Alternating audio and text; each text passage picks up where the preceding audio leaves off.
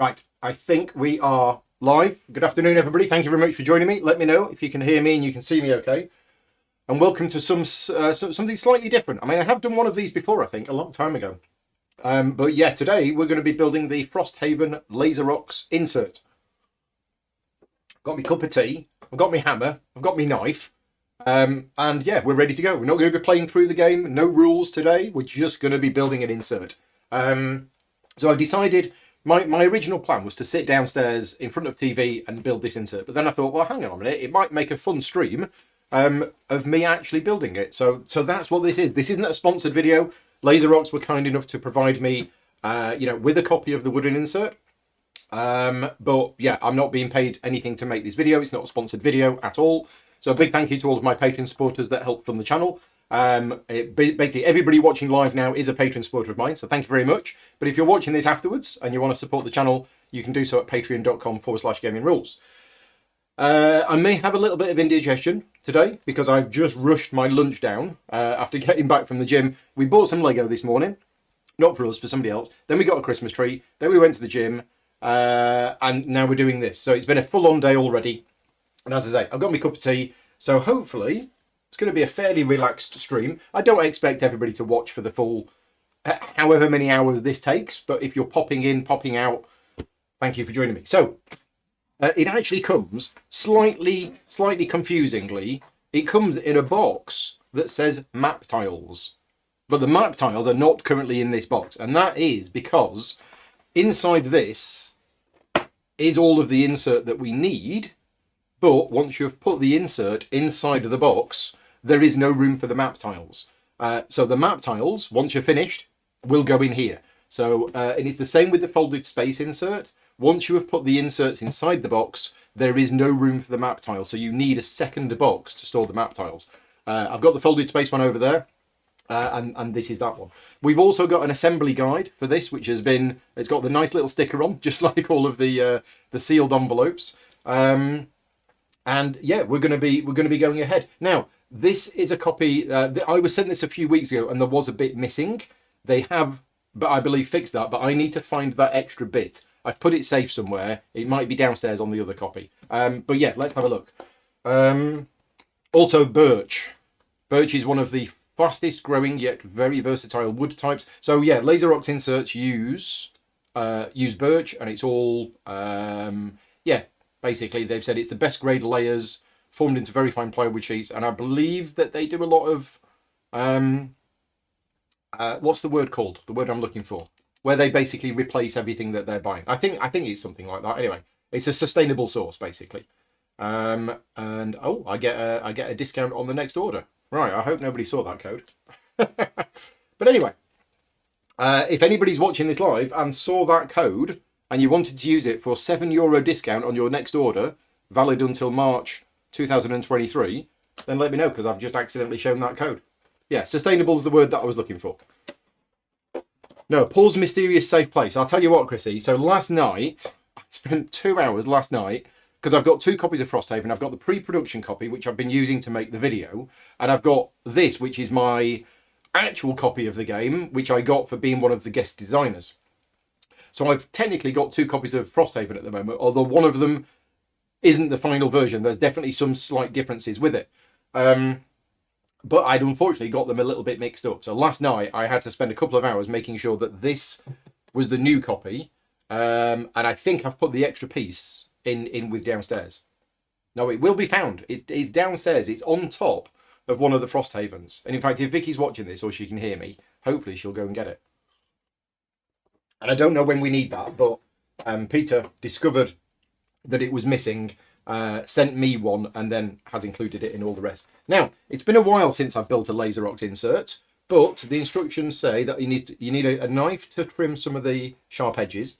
You need a hobby hammer. Now, I don't have a hammer. I don't have a hobby hammer, so I've got this one. But the advantage of a hobby hammer, I believe, is it's got a soft surface. So Peter has basically said, if I just use a normal hammer, all I need to do is put a little bit of wood between the hammer and what I'm hitting so that I don't damage it. So we're going to take out all of the bits first. And there is some glue included in this as well, I believe. I think that's what's in here. Yes, there's some glue in here. Right. Special Laserox glue dries transparent in 5 minutes. Okay, it might just be PVA glue. I don't know. Or it might be a special type of PVA glue. Who knows? So we're actually going to put this to one side for now. Because what I've not done is I've not punched out my copy of Frosthaven yet either. So we're going to be... I mean, I did the unboxing video earlier in the week, which if you're interested, it's on the channel now. Did an unboxing video of this with a special guest, Price Johnson, who is Cephalo Fair Games' Chief Operating Officer, or coup, as I like to call it, and amongst other things. So it was an unboxing stroke interview. That's on the channel. So we've already unboxed it, but I've put it back in the box, and I haven't punched anything out yet. We're going to be doing that later today. Am I going to be gluing things to my topper? That's a very good point, Mark. This is a nice playmat, and if I'm going to be gluing, I probably don't want to be gluing onto this game topper. So bear with us a minute. Talk amongst yourselves. I'm just going to pop downstairs and I'm going to get the bit of plastic, which is needed, and I'm going to get something to cover this, probably a newspaper. Back in a minute. Hello, Loki.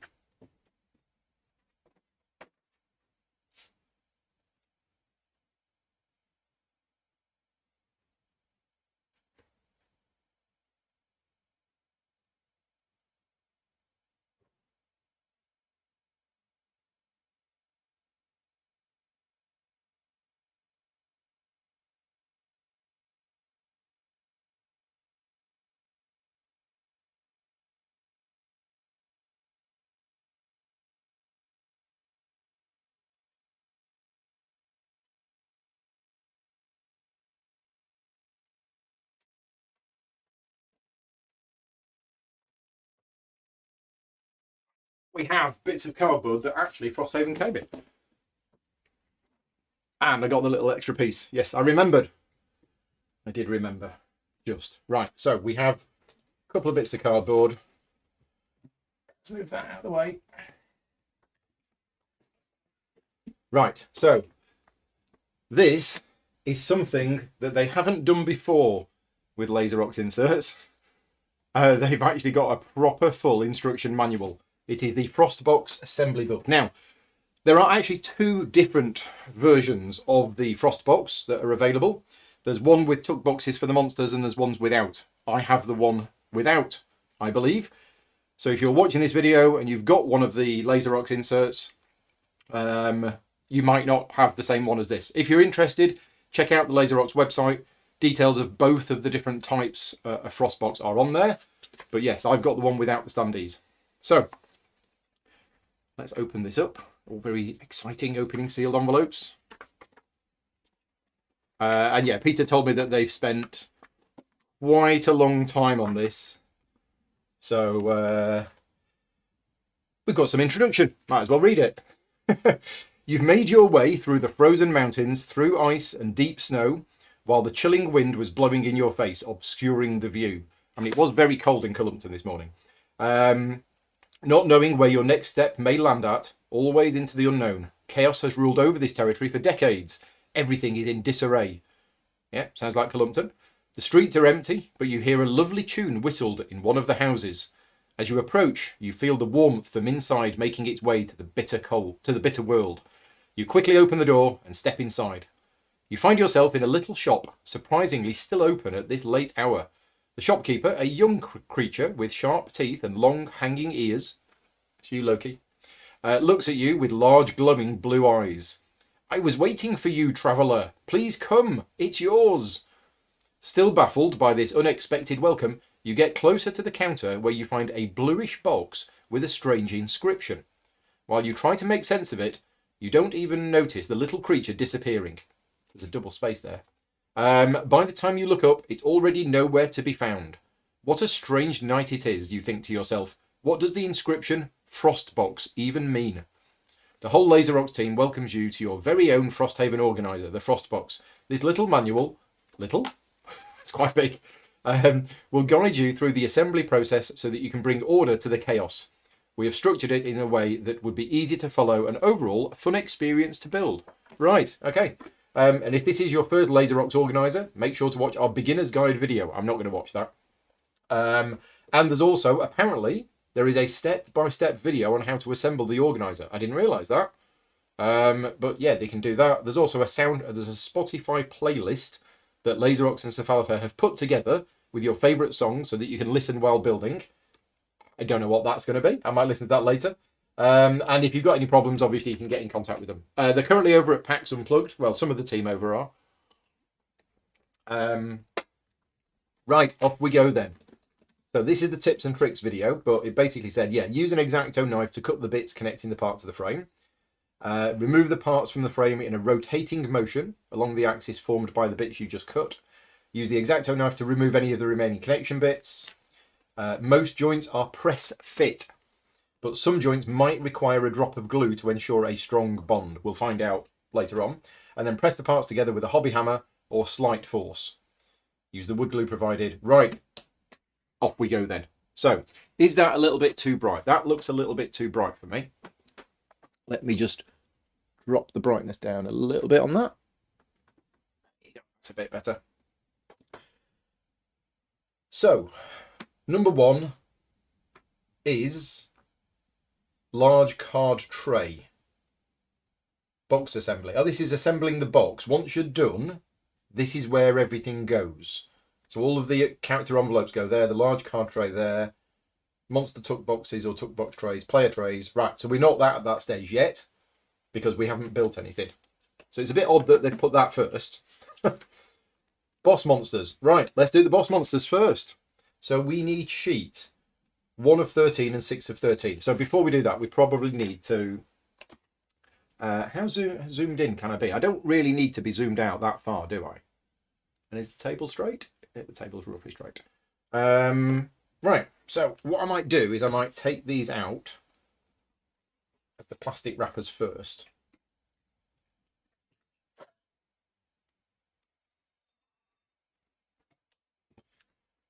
Because I think they are numbered. Right, so that's LFHV, Laserox Frosthaven, that's what the V is. 13 of 13. Okay, and then this stuff.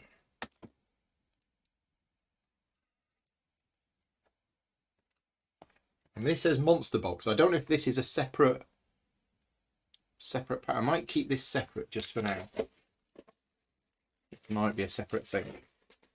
Do I have the hobby cutting board to protect the table from my knife? No. I've got a bit of cardboard. I'm hoping that might be enough. I'll be careful.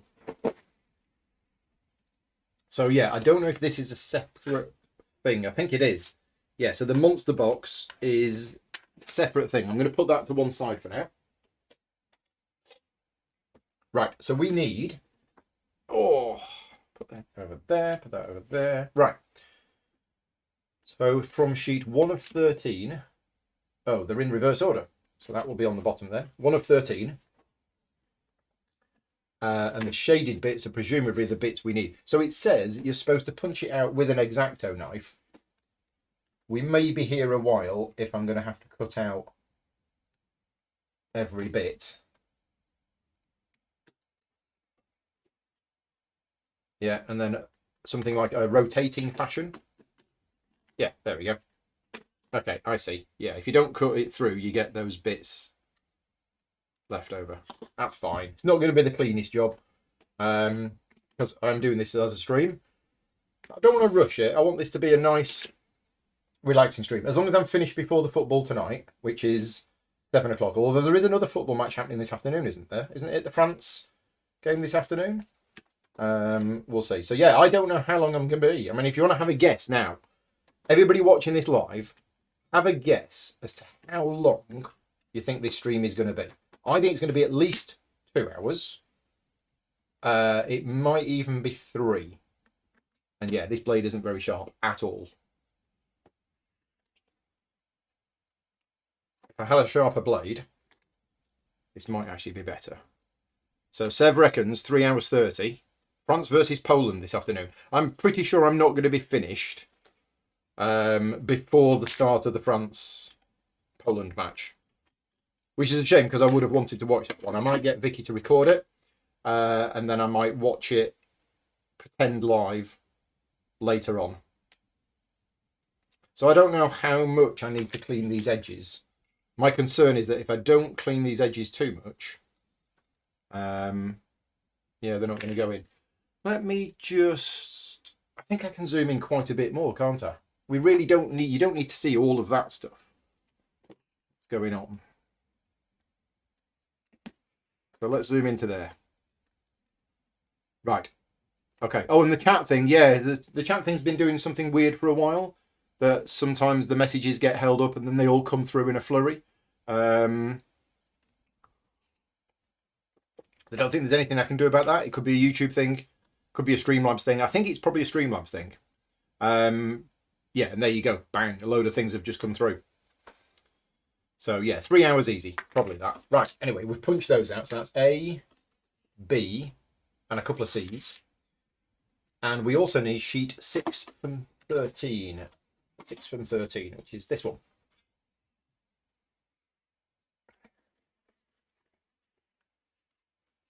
I'm also curious to see, again, whether you're watching this live or if you're watching this afterwards, are you watching this video because you bought the Laserox insert, or were you looking to see what it's like, or are you just happy to watch Paul accidentally glue his fingers together? I'm certainly not doing this video to try and help sell copies of it. I'm just doing this video because I wanted to do it and I thought it might be fun to have a Sunday afternoon building an insert and having a chat. But because I think a live video of me putting this together for 3 hours might be a little boring, we could turn this into also a little bit of a live Q&A. If anybody's got anything they want to ask me about, or if you're in the chat, feel free to chat about anything you want to, because otherwise, yeah, it's just 3 hours of me putting this together, and I can't fill 3 hours with amusing anecdotes, I'm afraid. So yeah, other than me being interested as to how many people have got the Frosthaven organizer coming, or how many people have gone for the folded space one, my plan this week is to do potentially another video where I compare the two inserts. And as I say, although I was sent copies of the inserts for free, I'm not being paid anything, I'm not on any commission or anything like that. So I can give you my opinion of both of them. And I can't give you my opinion on this one yet because I've not built it. But I can certainly give you my opinion on the folded space one, which I've had. And although I haven't actually played the game yet, I have been using it. I have been using the insert. Because I built that a few weeks ago, and yeah, all right, is this going to go through the cardboard? I don't think it is. This is quite thick cardboard. I might actually double layer it just in case I do go through, because that's going to allow me to apply a bit more force with this, although yeah, it's not going through. So yeah, if anybody's got any burning questions they want to ask me about anything in particular, then feel free. Like, I don't know, I can talk about content that's coming up on the channel, I can talk about my plans for Christmas or anything like that. Have I played Frostpunk yet? Yes, and the video's on the channel. If you want to see it, it's on the channel now. It is my video with the most views over the last few weeks. So there is a full playthrough of Frostpunk on the channel now. It is my #1 game of the year, and I can tell you that now because I just absolutely love it. I'm not saying it is the best game of the year. It's my #1 game of the year because I just love the game. So yeah, Frostpunk is on the channel now, and there will be a solo playthrough coming. Either on the 17th of December. I think the 17th of December. Yeah, 17th of December, which is a Saturday, in the... I don't know whether in the morning or the afternoon. It depends what time Vicky goes out. Vicky's going out shopping with her sister for the day. So I'm going to be doing a solo game of Frostpunk. The problem is, if I start it in the morning at like 10 o'clock, I'm going to get very hungry by 1, and I won't be finished by then. So I don't quite know what I'm going to do. But yeah, there will be a solo playthrough of Frostpunk happening on the 17th of December. And I will have painted a lot of the miniatures by then. I'm painting the miniatures at the moment. I've done about 10. So there's no way I'm going to get them all done. But yeah, I'm enjoying painting through those at the moment. Right, I think we're almost ready to build our first bit. Am I looking forward to the Gloomhaven RPG? Not in any way whatsoever at all.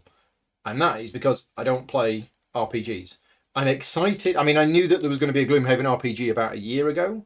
I'm very excited about it for the people who like Gloomhaven, who play role-playing games. But personally, it's not something that I'm going to play because I don't really do role-playing games anymore. I much prefer board games. So it's like, why would I ever play Gloomhaven RPG when I've got Gloomhaven?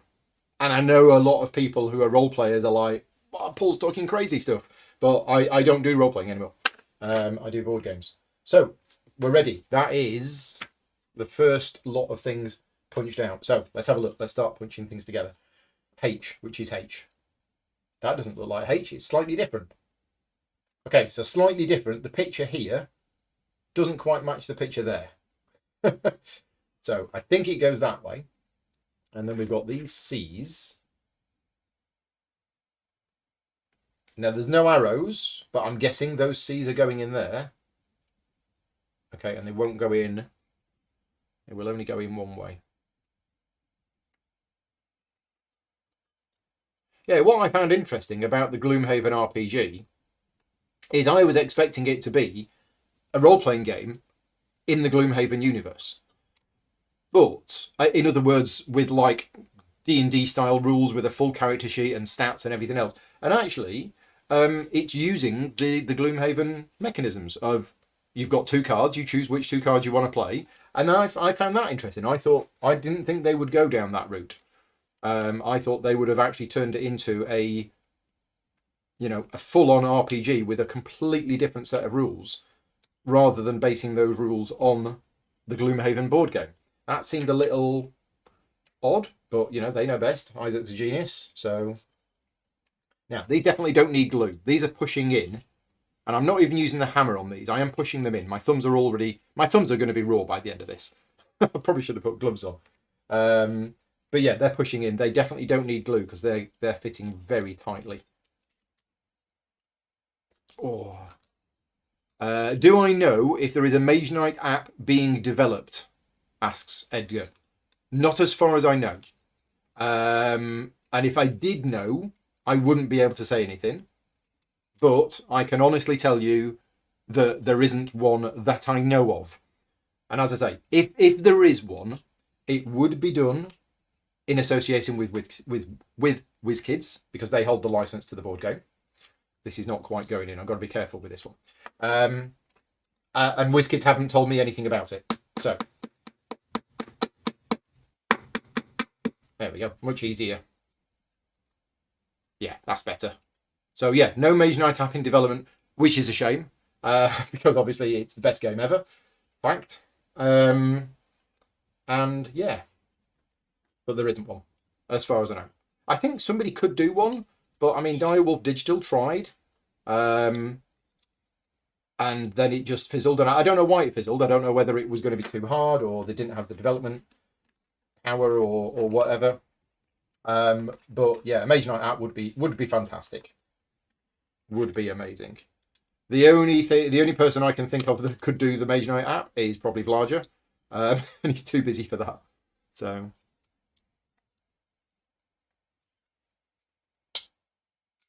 Chris is saying that you worked out that they were going down the RPG route when they announced minis for everything. Interesting. I didn't put that connection together, actually. I mean, there has been a demand for miniatures for Gloomhaven for quite a while, but I didn't think there would be enough demand for them to do it.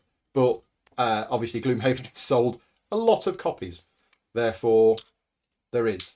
So Peter did tell me, don't hammer the wood directly. Make sure you hammer something else other than the wood. But I'm being gentle, so I think it's fine. I think it's fine. Right, we've got our first bit. We've done 2 steps. We're going to be here for about 8 hours, I think. Next, D, F, G, and E. So that's E. That's going there. And these are a very tight fit. Well, that one was all right. So we don't need that one yet.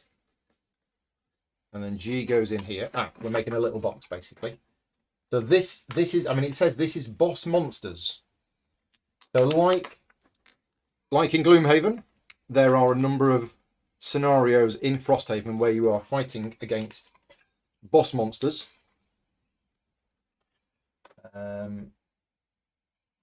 Now then, that's the back. So this is the front side. F is the one with these. And I can't quite tell from the image. I think they go... Well, yeah, they go that way up. But I don't know what these are. I don't know if these should come out or not. And I'm not going to take them out. But if you can see on here, there's these little... Is it going to focus? I definitely need a new overhead camera. At some point, I'm going to buy myself a new overhead camera with a better autofocus. But there's these bits. I don't think they come out. Yeah, don't break them off. I'm not going to. Rambo Shank said I could put my finger between the hammer and the wood. That's a good idea, so that I don't damage the wood. That's a really good... I'll do that next. Somebody call 999.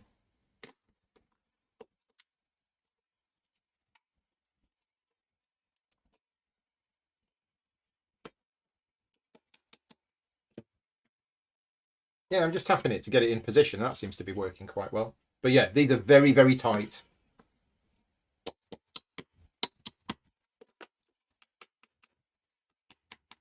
And just a little bit of a tap gets them in position. Okay, yeah, so definitely no glue needed so far on these, and these are not coming apart. Let me just move this camera this way a bit. If I can. Oh no, I can't. Right, okay. I just don't want to be working here and you not see what I'm doing. I'll just raise the chair a little bit and then I can lean across a bit more. Right, next. So we've done E, F and G. And then it says here for do not glue. Lid flips open. Right, okay, so that goes in there. And then this goes on here. Right, okay, got it.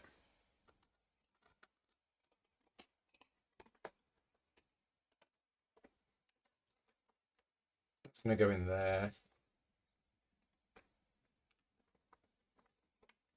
That's going to go in there. That's going to go in there.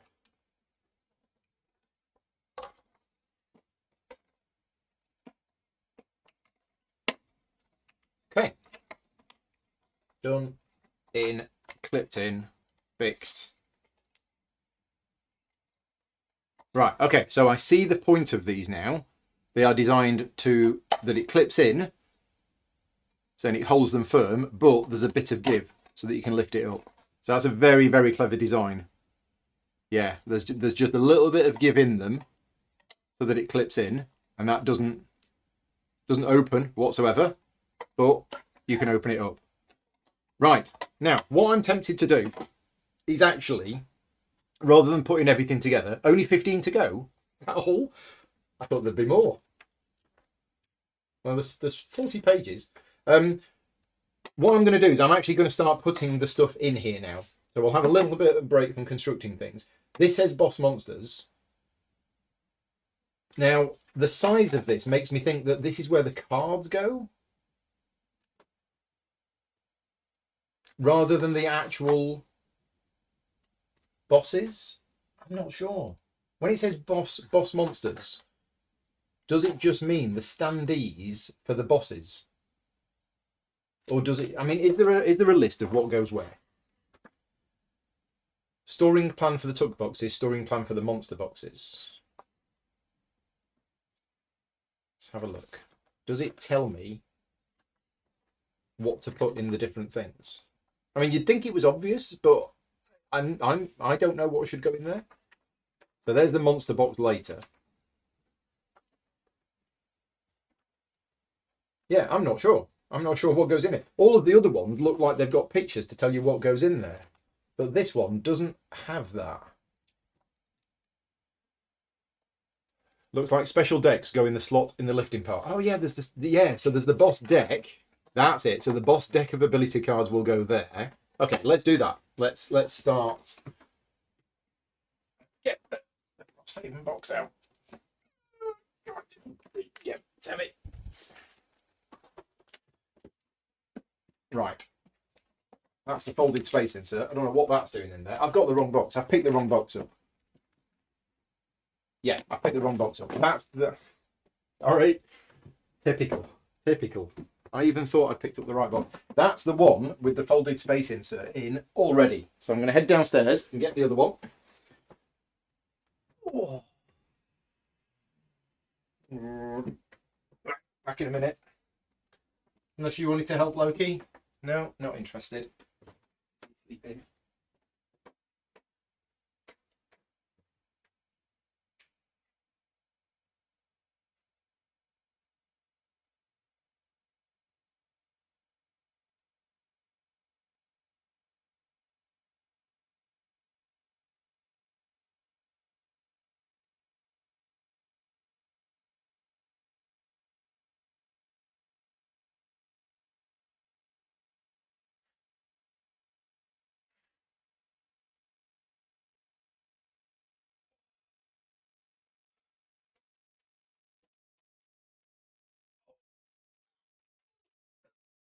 Oh.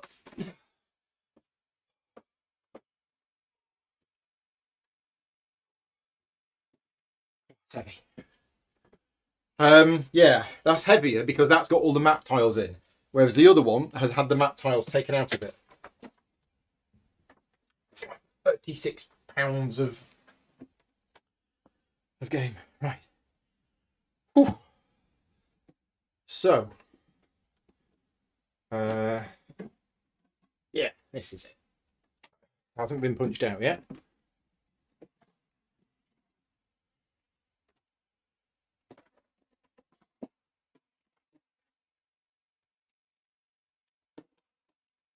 So yeah, this is what I spent all last night putting away.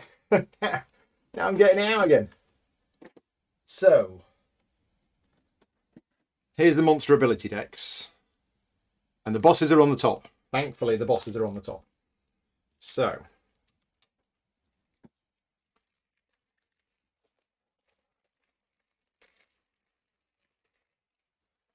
monster ability cards.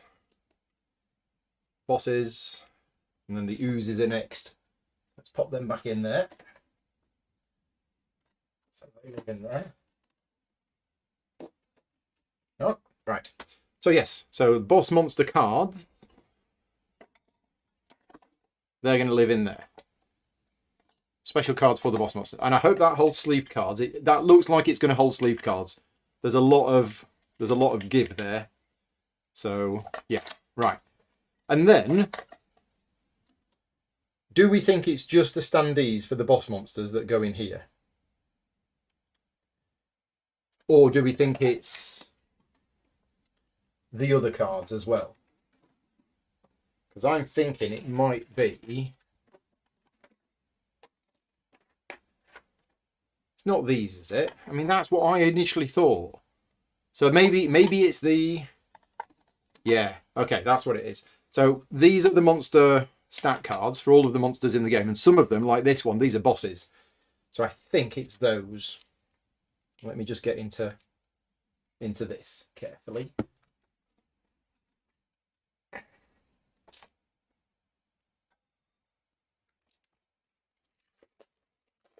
Yeah, so boss monsters have a different template. So the boss monster, there's quite a lot of them. Yeah, so these are all of the boss monsters that are included in the game. Right, so I'm pretty sure they go in there. Are they going to fit? They are going to fit. Now, you're not going to sleeve those. There's no need to sleeve those. So there you go, boss monsters with the cards. Now, I don't know if the standees go in here as well. The standees for the boss monsters might go in here, but I'm not going to go through all 27 punch boards and find the boss monsters. So for now, that's done. I'm happy with that. These can go back in. And this can go down here. And we're going to move on to page number 2. Injury tokens. Right, so we need, what do we need? From sheet 1. Should put these back in order, really. Right, so from sheet 1, we need that, which is that little bit there. That's all we need from sheet 1. Any questions arrived in the chat while I was... Yeah, the standees going in there too. I think they probably do. If they go the other way round, you will see the skull in the gap. Ooh! Have I missed a trick there? Oh, I think you might be right. This is why I would like pull on the live stream. So we're turning that round. Oh, now that's a nice touch. That is a very nice touch. There you go. So yeah, put the cards that way and the skull goes in there, which is probably why they did that, to be honest. Thank you, Paul. That's a good one. I like that.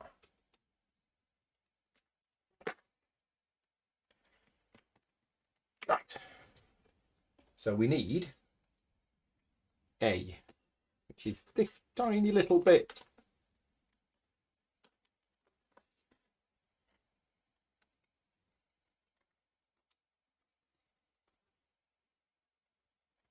Is it going to come out? I'm rotating it. I'm following the instructions. I think it's just tight. I think it's just, there you go. Right, that's in. And then we need sheet 6 again. Oh, that's the same sheet as earlier. Sheet number 6. Right, and what do we need from this? We need this down here.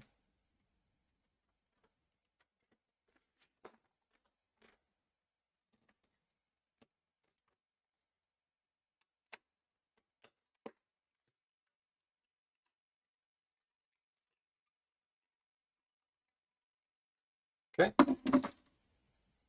That's fine. So that was B. So we got A, we got B. This is C.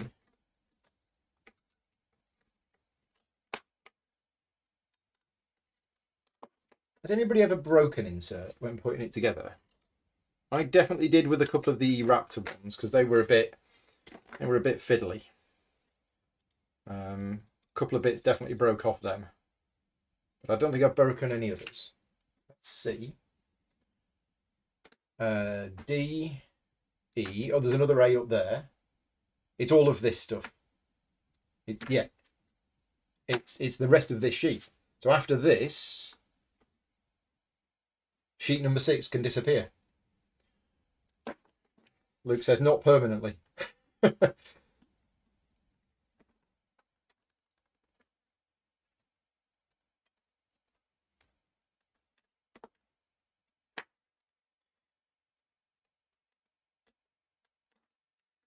Yeah, it's good that they offer the 2 types. Obviously, there's the folded space one and there's the Laserox one, are the 2 official inserts for the game. The folded space one is easier to put together because the foam just pops out really easily. You don't have to do much work with a knife. It's lighter and it's cheaper.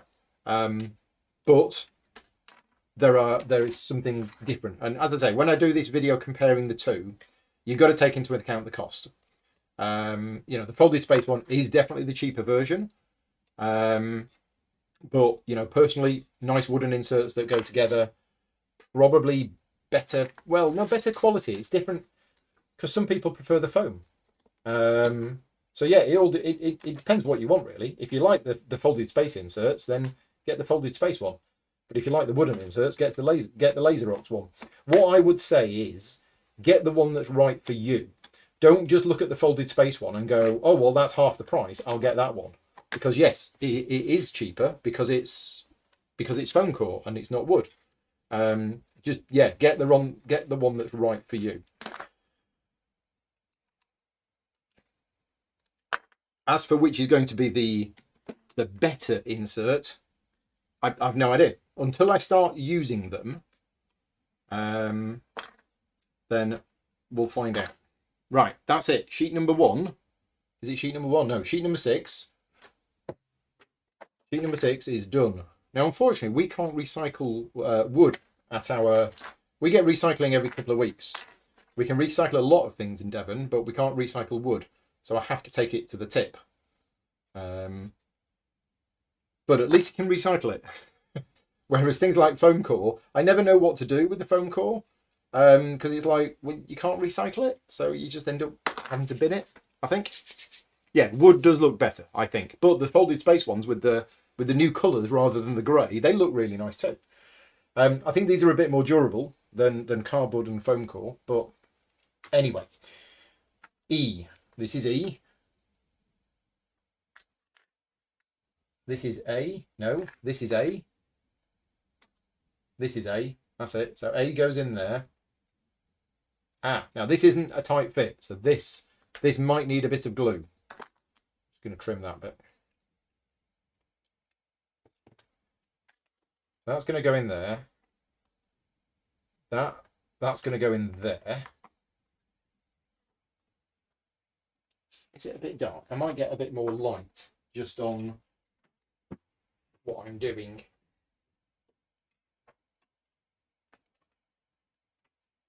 How's that? Is that a bit better? Yeah, that looks a bit better. All my lights are a little bit far away. Anything less than £200 and you'll be surprised. Oh, that's for Frosthaven. Yes, I think it's $250. I think it's £200. But it's a massive game. I think it's worth it. Oh, you can see the light. That's the problem. Yeah, problem is if I have the light far away, you're not going to be able to.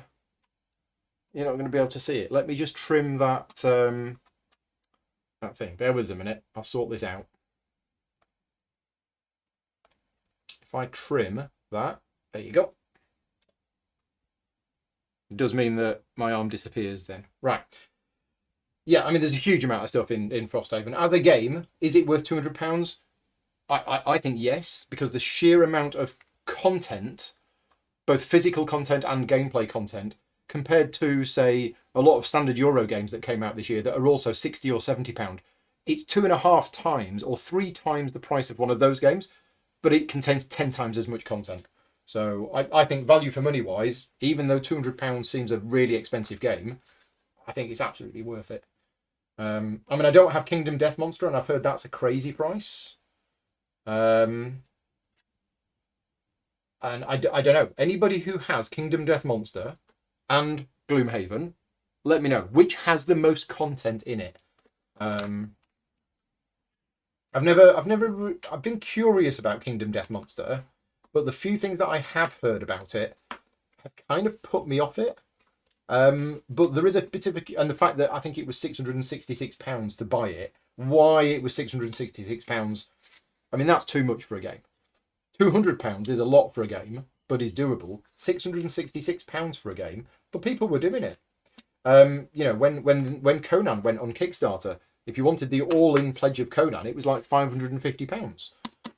So, yeah, £200 seems a lot, but as I say, compared to some other games that go on Kickstarter with loads of components and loads of stuff, I think the gameplay content of Frosthaven is so big that it is certainly worth that amount of money. Right. Have I put that on the right way? I hope I have. I'm hoping that those numbers should be face up. It doesn't say that, but I'm hoping that the numbers should be face up. So we have C going in that side. D is the same as C. No, D is slightly different. D is going in that side because it's the side with the clips on. C is going in that side. Right, okay, got it. Let's get these together.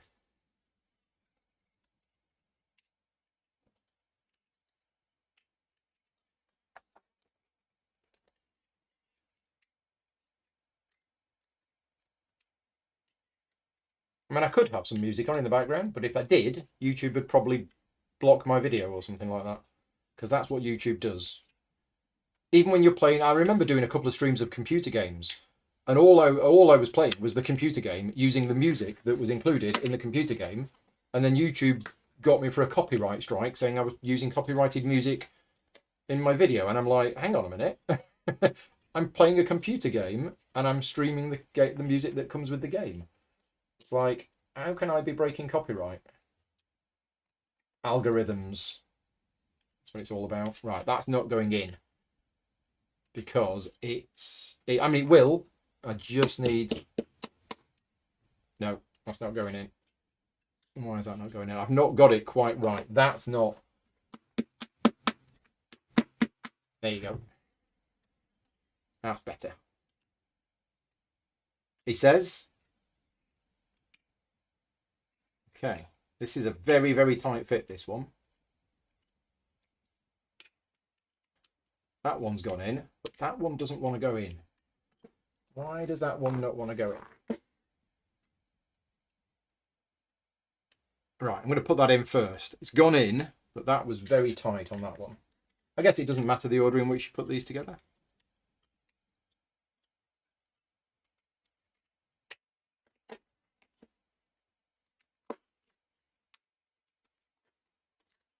There we go. Right. So, John says he got Kingdom Death in the first Kickstarter, so he paid a lot less. Wouldn't buy it at the current price. Right, okay. How much did you pay then, John, when it came out? I mean, it was still a lot, wasn't it? It was still a big amount of money. Right, so that's that done. And then we have these two bits on the side. I'm not sure this is going to need gluing, because it's quite tight.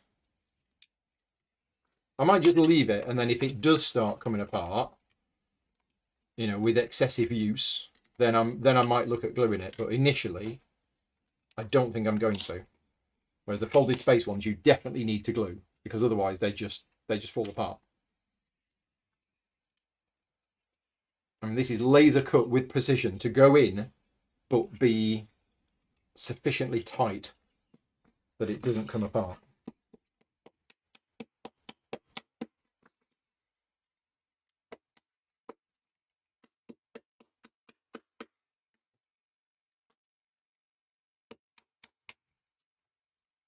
Right, I think it's a bit more. And we're good. So this is the injury tray. And we have another one of these fancy things that is going to clip on using the fancy ridge things as we saw earlier on. It was $100 for the base game of Kingdom Death Monster, and the expansions for an extra 50. That does seem cheap. Yeah, that does seem cheap. Right, okay. So that's going to clip on, and it's going to use the same method for clipping on as the other ones. That's nice. Right, I'm just going to move that light over there a bit closer as well, so we get a little bit more light coming from this side.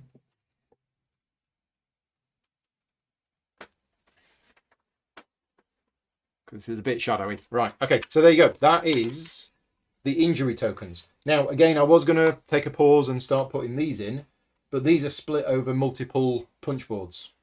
So I might just get one of the punch boards. One or two of the punch boards.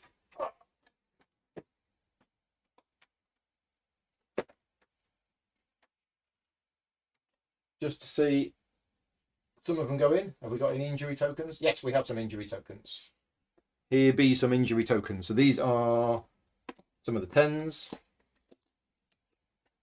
And the 10s will go in there. There you go. Right, we've started populating it. And then that will go on there. And it clips in place, which means you can carry this around. It can get knocked, it can get shaken, and everything stays in place because this wood is going flush with these. Yeah, so you're not going to get any cross-contamination of damage tokens, or injury tokens as they're calling them. That's a typo. That should not be injury tokens. They are damage tokens, because injury is a separate thing. Anyway, right. 2 down. Don't know how many to go, but we're on to a big one next. This is the large card tray. So, back to sheet number 1. Is this sheet number 1? Or did I put sheet number 1 on top? No, I put sheet number 1 on the bottom. Right, sheet number 1. So we need all of this. No, we don't need these tiny little bits here. But we do need the rest of it. Oh, we don't need those bits either. So we don't need those bits. We don't need those bits, but we need all of these big bits. Right. Okay, let's start punching these out.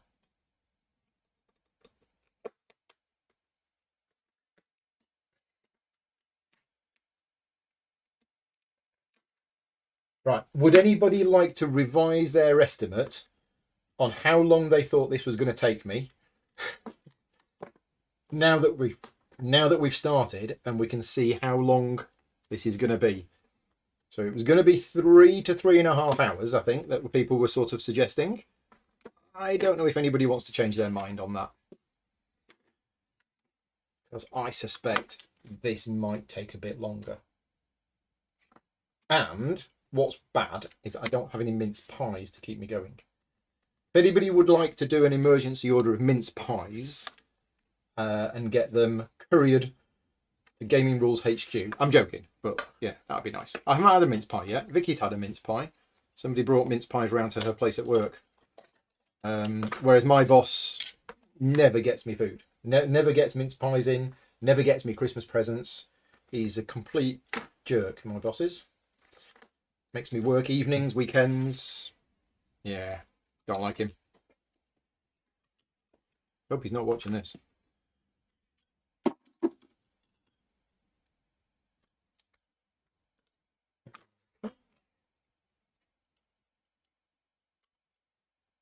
Right, got those 3 bits, and then the big bit down at the bottom. This looks fancy. Look at this. Looks like mountains and stuff.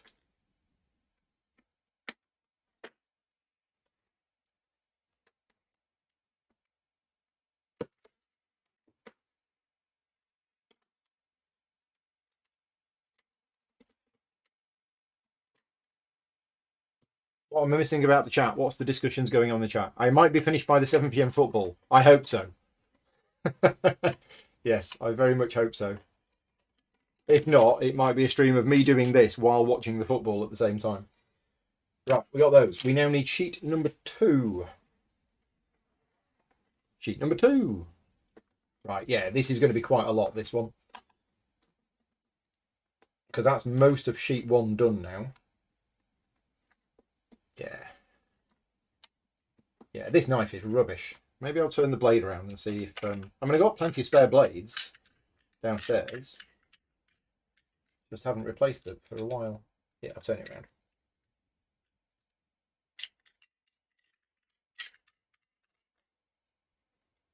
There we go. Any better?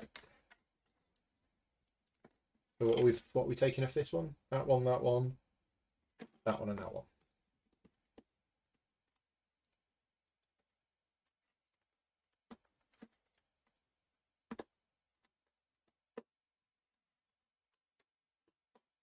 Yeah, I know there was some discussion in the chat about campaign games.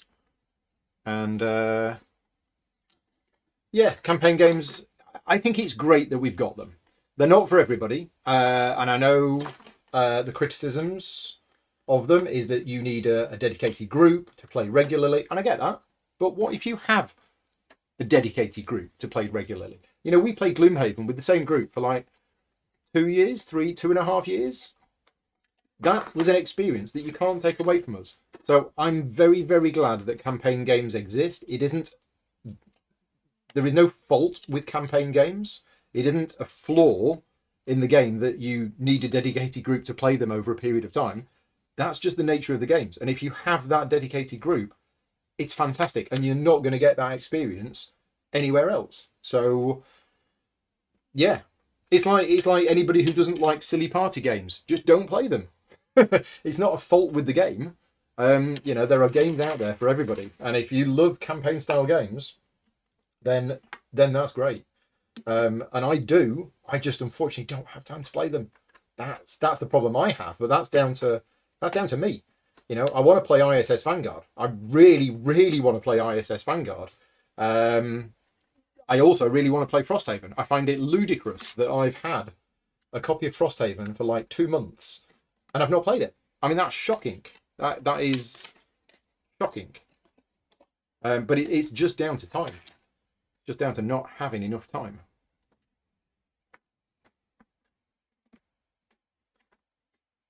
And yeah, we don't have Frosthaven on the horizon because we've already got plans of what we do want to play. And I think ISS Vanguard is... I want to play ISS Vanguard more than Frosthaven. For the simple reason that Frosthaven is very similar to Gloomhaven. It's better. There's a lot more going on, and I can't wait to play it. But ISS Vanguard is different and new and exciting. So given the choice right now, ISS Vanguard would be the one that I would choose to play. It's not saying that it's a better game, just saying that's the one I want to play at the moment. And I'm hoping to get around to it in the new year. I'm hoping that we can convince Vicky to play the campaign with me, Rick and Victoria. But when we're going to have time to do it, I don't know. And it won't be in January because Vicky's work goes crazy in January. And we're already meeting up with Mark and Sally for the Lord of the Rings Journeys in Middle-earth campaign. That, again, is a campaign game. And you need a dedicated group to play it. But we are 3 chapters in and we're really enjoying that. So...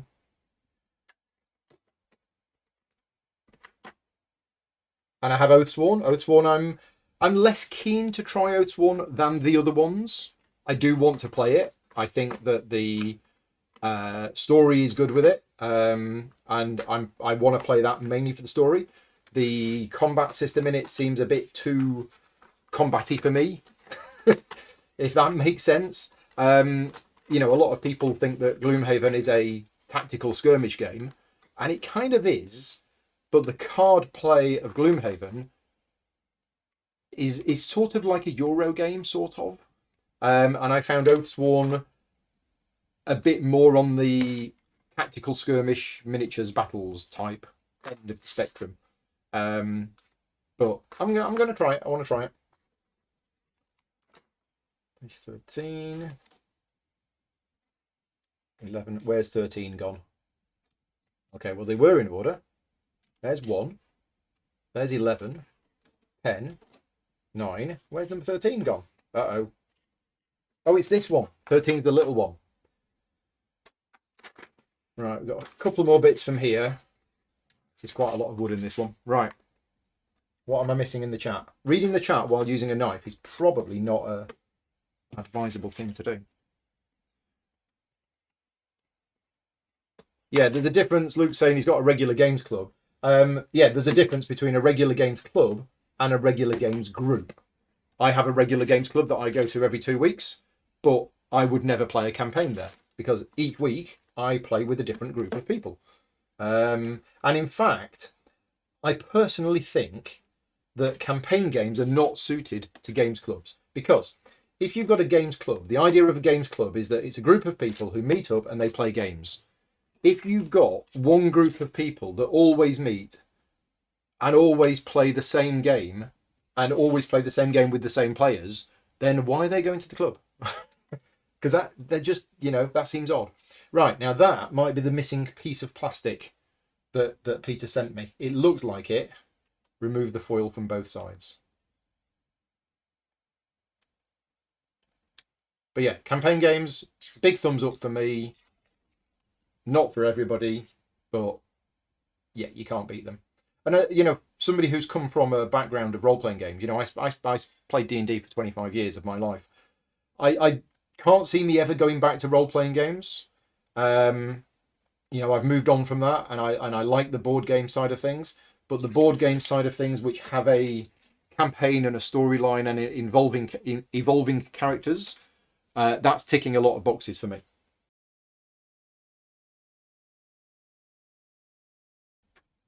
There you go. The microphone wasn't quite pointing at me. Anyway, we're all ready to build the large card tray. So, D. Uh-oh, which one was D? Oops. I've now got to find which one was D. I think that was D. Yeah, that looks like D. Right. I is probably that one. And J is that one. So J is going on the bottom. Is it? J's going on the bottom?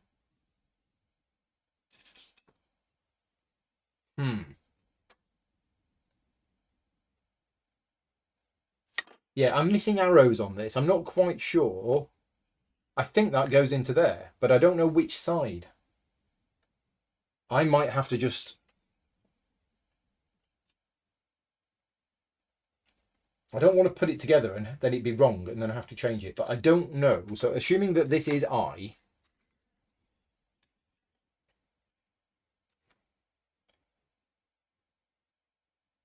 think it's I. Let me just have a look. It's got knobbly bits there, and it's got 2 holes in it there, and it came from sheet 13. Yeah, I think that's I.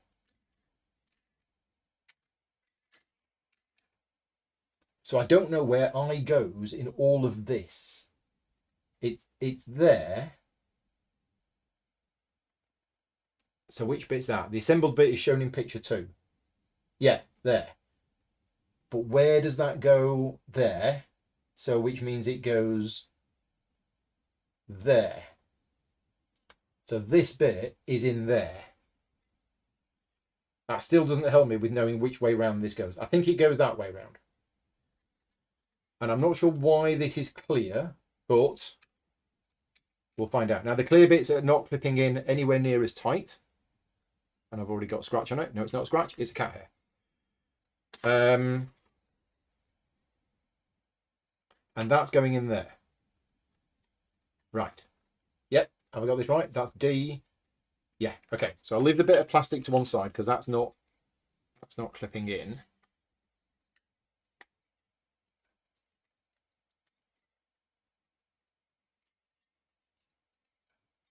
Okay, right, so that's in. Then we have A, which is that piece, which goes that way round.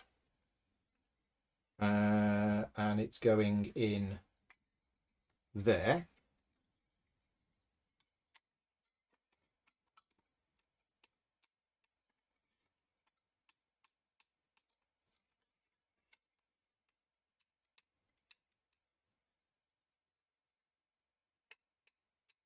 Also, just to let you know that this is actually quite stressful doing this on a stream rather than sat downstairs watching TV.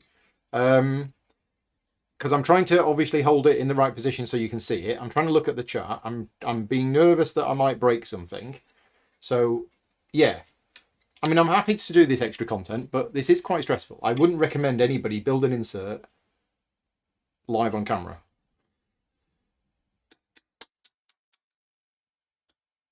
Is that going in? I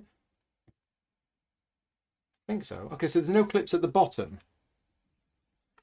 Right. I'm going to leave that like that for now. Let's get the other bits on. So C, which is this bit. So this bit's going at the back. Is that the right? No. Looking at C, that's higher on one. Ah, this picture's not right. This picture here does not match this picture here. This picture is correct. That picture there is exactly correct. But this picture does not match it. That picture looks like it's higher on the right hand side. Unless I've got the wrong bit. But I don't think I've got the wrong bit. I think that's C. It's just, yeah, that doesn't match that. So that's a bit weird. But that's going on there. And I'm going to put it that way round.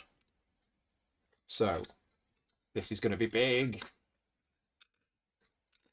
Ooh, that's a good sound. Is it clipping in?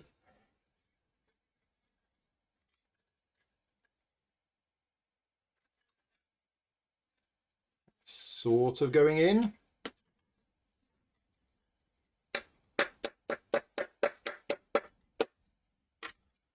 Yeah, kind of getting there. And I definitely don't want to hit this at the wrong angle. Yeah, it just needs a bit of a tap to put it in place, and then it's starting to go together.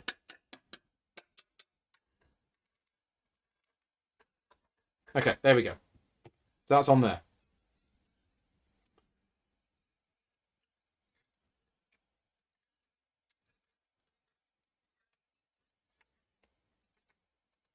Okay, that needs to be in there.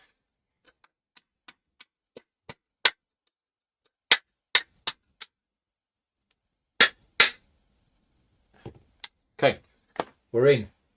So that's C. Next, we'll do B. I think that's B. That's definitely B. That's definitely E. And then we've got F on the front. Okay. Yep, it's starting to take shape now. So yeah, so if they ever do another version of this, and if Peter is watching this or anybody from Laserox, I would like to have on here the image to show you which side it goes on. Also, that doesn't match that.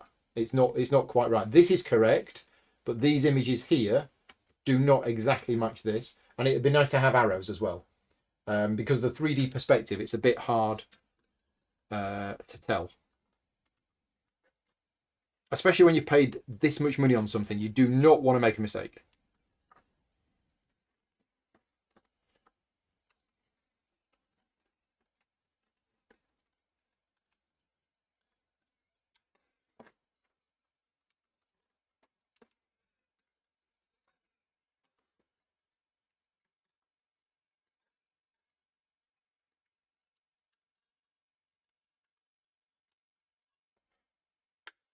There we go.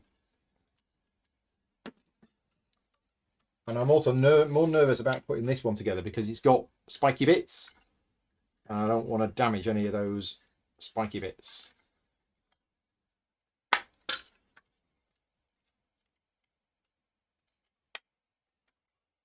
And I keep moving it off camera, don't I? I'm sorry for that.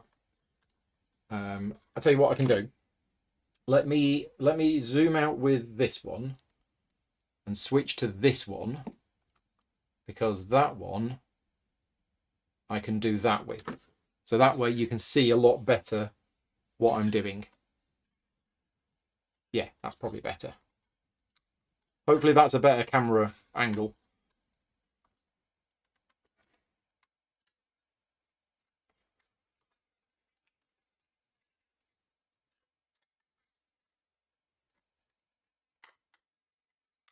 I think there's a discussion in the chat about the Lord of the Rings films.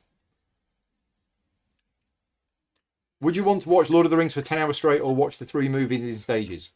For me, I probably wouldn't want to watch 10 hours straight unless Christmas Day. Christmas Day, I sit down with a load of paints and I spend all day watching TV and painting miniatures with a little bit of a break in between. Great, because that is, for me, that's an enforced day off. Any other time in the year, I can't see me ever having 10 hours to sit down because I just don't have that much time.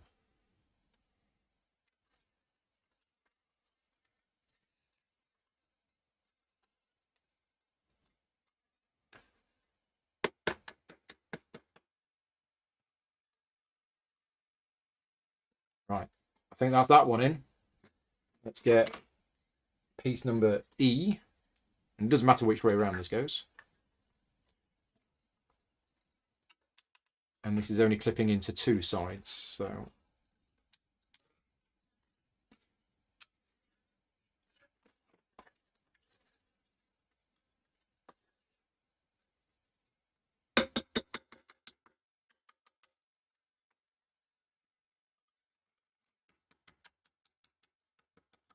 Yeah, I think if you just really gentle tapping, you don't need a hobby hammer. I mean, this isn't a huge hammer that I'm using.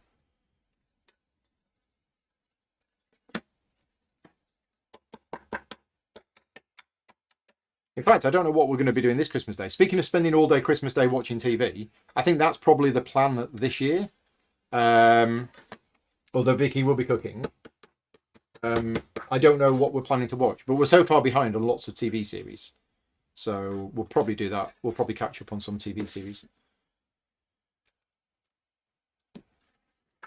What about you, Loki? What are you going to do Christmas Day? Sleep? F. It's kind of laser etched on both sides. It was just that side isn't as strong. That side is very pronounced. The other side isn't. And I don't know whether that's... Maybe it should be. Yeah, it probably should be. But anyway. Where's this going? This is going on here. Like this. Oh, no. Oh, this is definitely going that way because it slots into there.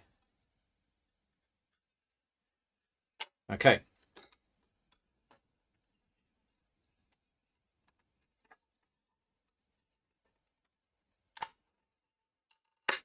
That's a good creaking sound that you're hearing. That means it's going in and it's clipping in.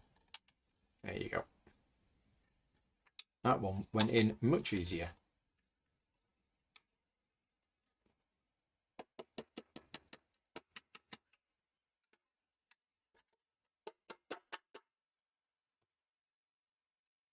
Put the other E-bit first. I've just seen that. I missed that message. Put the other E-bit. There's only one E-bit. Oh no, there's two E-bits. Where is the other one then? Oh yeah, there was another one. Thank you. I missed that. There's another E-bit that went inside there that I forgot to put in, which I should have put in before that bit. After just saying that bit's gone in really well, I'm now going to have to take it out. Apologies for that. Yeah, I missed that E-bit there in step 2. Let's just move this to one side. There, I missed that bit. That's on me. That's me not concentrating enough. It's going to come out without me breaking anything. If I can just lean it forward a little bit, we might be all right. Might be able to fix it. Yes. He says. Can we do it? Can we get it in there?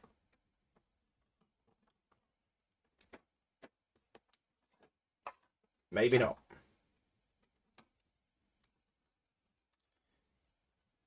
It's mostly in. I think it just needs a gentle tap. Crack. It's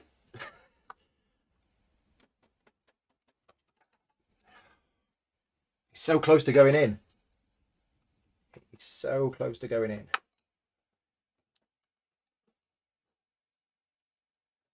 Why is that not going in?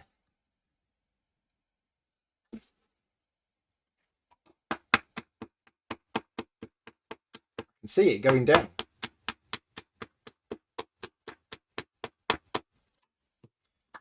Yeah, it's going to have to come off. It's just that is not wanting to go in. That E piece is not wanting to go in at the bottom.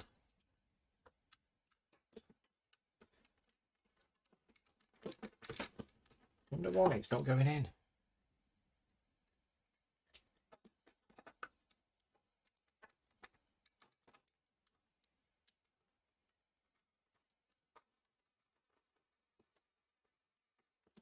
Okay, I think that's it. I think it's gone in now.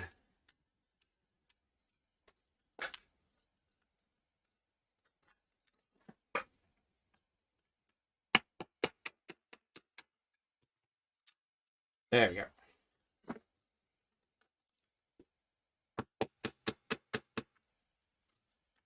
Right, now we get this side on, as we were.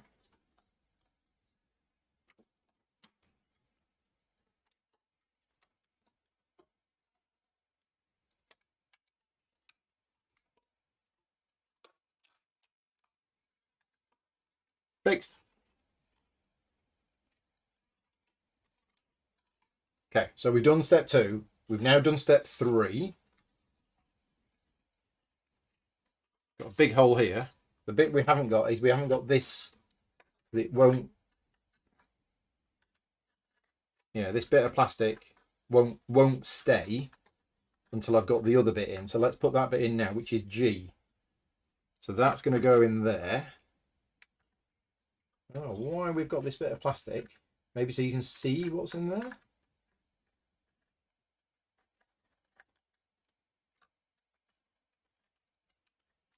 Oh, I've got to line this up with that one and that one. And that one. Okay.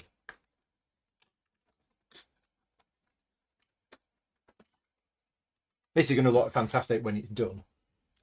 But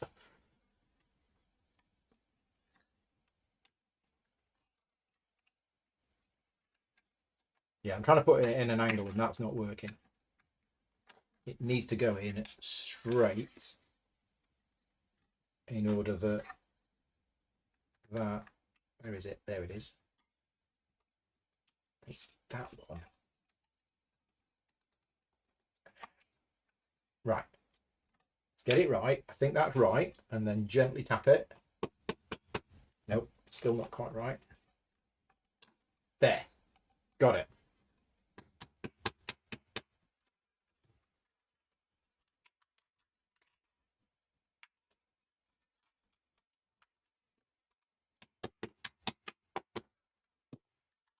Nice.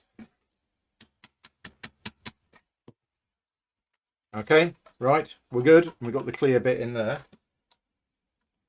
Oh no, that's not quite it. There we go. Right, and then H's, do not glue. Now I've got 1, 2, 3, 4, I've got 5 H's. I should have 1, 2, 3, 4, 5. Yeah, should have 5 H's. But it says do not glue, and I guess these just go in. These are just dividers that you can put in wherever you need to put them in.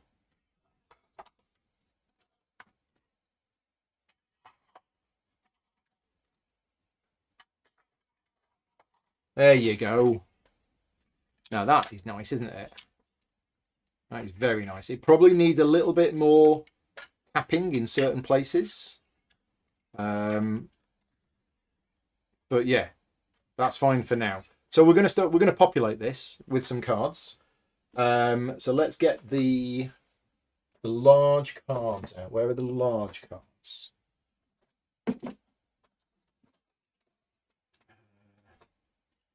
We need the summer events and the events here.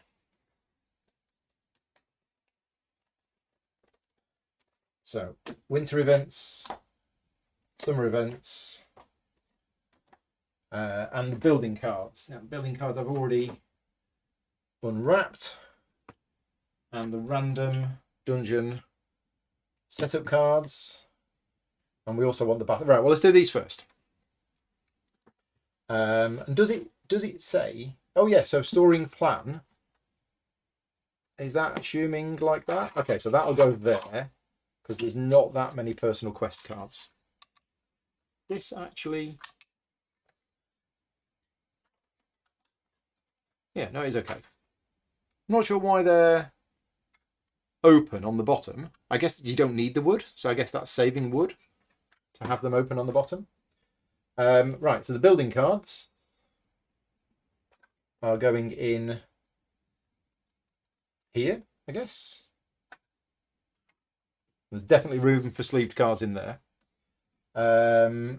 So summer road events. Also a little bit odd is that they've got exactly the same image for those 4 things, whereas they don't actually look like that.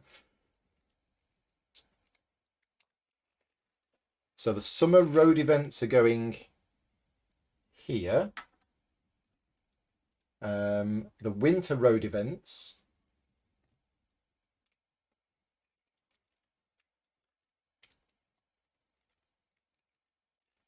it suggests are going here, which is a bit odd. I would have had, yeah, to have the winter outpost events there and the winter road events there. That seems a little odd. Is that a slotty thing? That is a slotty thing. Okay. Summer outpost events.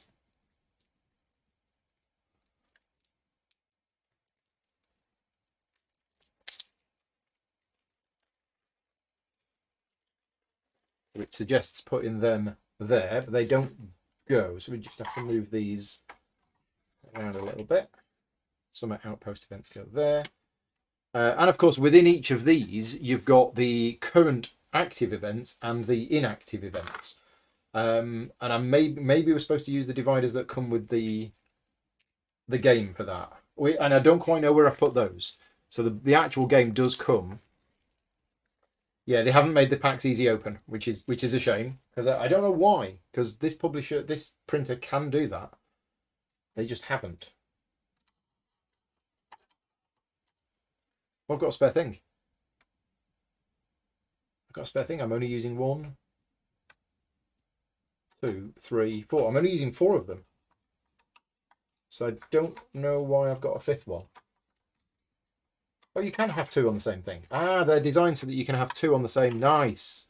Nice. Because a number of these inserts, with the dividers that slot in, you can never have 2 dividers on the same, but you can with these. So if you notice that divider is there, you can have that divider in exactly the same place on that one because of the way that they're designed. Because they're lower on one side and higher on the other. So that's why that's done. I'm just going to put that one in there. Maybe they've just given you a spare one. Right, so the personal quests. Is this the personal quests? This is the personal quests. Personal quests go in there, like that. So we've got personal quests, summer road events, summer outpost events, winter road events, building cards, winter outpost events, the random room setup cards.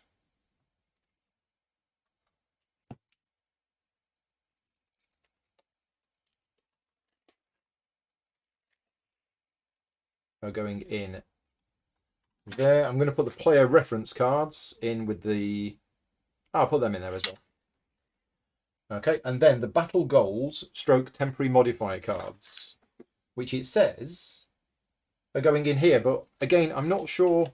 What am I missing here? What's this hole for here? What goes in there? So where are... That's a secret deck of cards. I'm not allowed to look at that yet. So this is the battle goals. So I mean, do battle goals go there like that? I mean, that sort of goes. But the battle goals could also go in there. I think it's just a 2-layer storage with one of them in the bottom like that and another one in the top. But I don't know what the reason for the clear one is, apart from for you to see what's underneath it. Anyway, temporary modifier cards. I'm not going to get them. I'm just going to use the town deck instead for now. But I think it basically goes in like that. So there's some cards in there in the side, and that is the large card tray done. So yes, it will definitely take sleeved cards, and there's space for more. Right. I mean, how long was that? Was that like 45 minutes just to put that one together? Yeah, we're going to be here for a while. Would I say there's a lot of cards in this game? There's a few cards in the game. Yeah. I mean, when you look at the item cards and the monster cards, that's a lot. Right, envelopes. Right, back to sheet number 1. Sheet number 1, we need those 2 tiny little bits.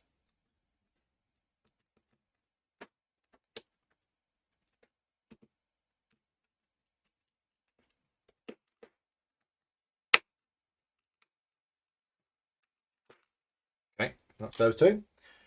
Next, sheet number 11 is this one. We're going to need a lot of sheet number 11. We need B, C, C, B, D, E, and F. So sheet number 11 is the big sheet for this particular one.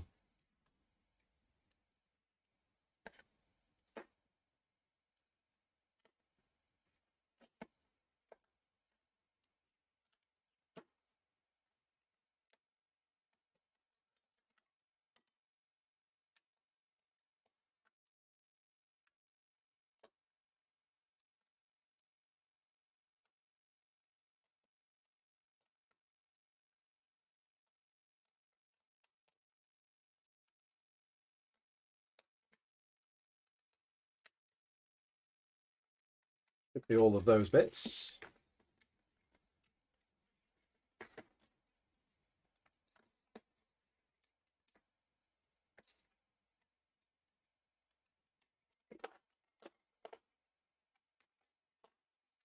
I'm not sure whether I need the knife actually. I think I can get these out anyway and just trim the edges. I think would be a lot quicker.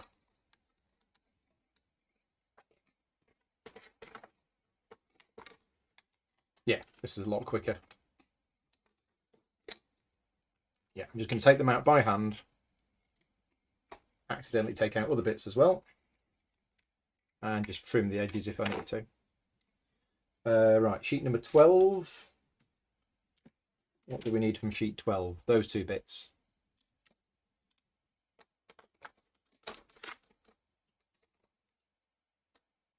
There is an insert in the game itself.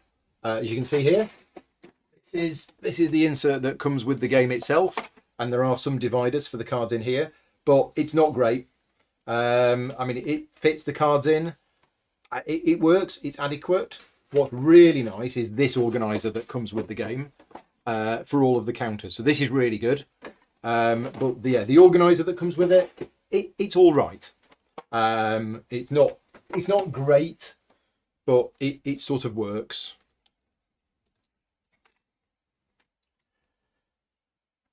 And then sheet 13 is this one. We need H, which is the big strip. Okay, I'm hoping this one's a bit easier than the last one to put together, which I think it is.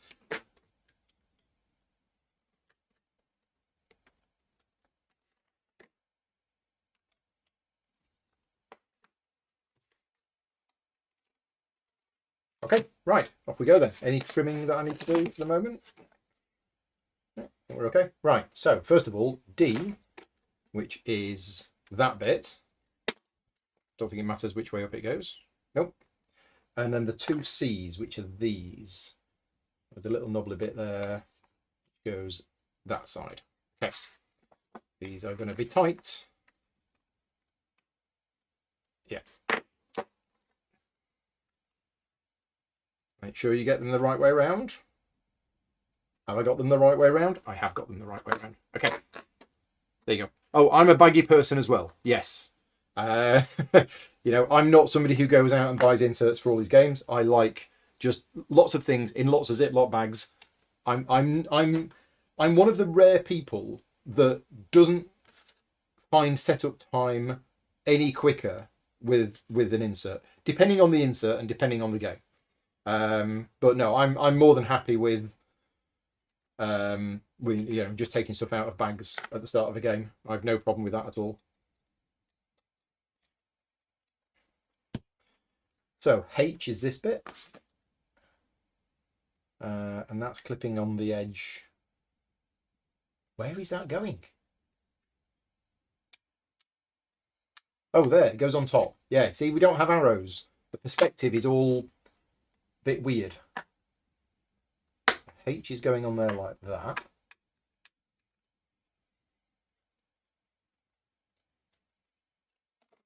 It's hammer time. Dun, dun, dun, dun. Okay, right, and then G. G's are going there. Right, okay, yeah.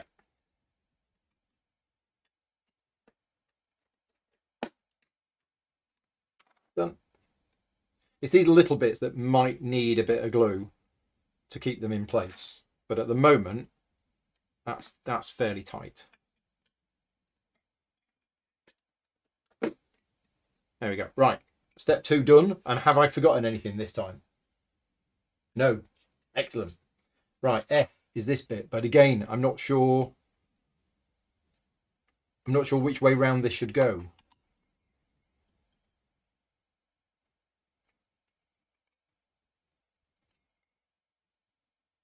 Hang on a minute. Should it go that way round? I think it should go that way round. Yeah. Not that way round, because if that way round, you wouldn't see the artwork. So I think it's going that way round.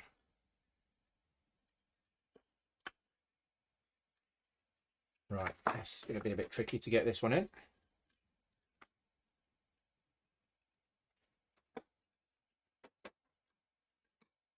Case of getting every bit of it lined up exactly right, and then it just clips in. But this is, yeah, it's going to be a tricky one.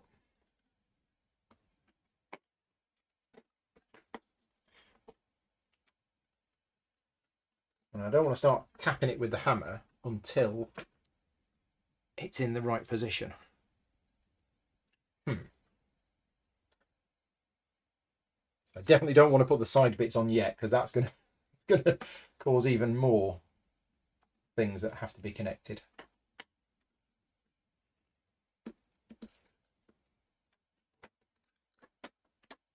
Is that going in? Is it going in? Right. I might just have to tap this just to give it a bit of encouragement. But no, it's not going in. No, it can't be lined up correctly. Although it looks like it is. We're sort of there.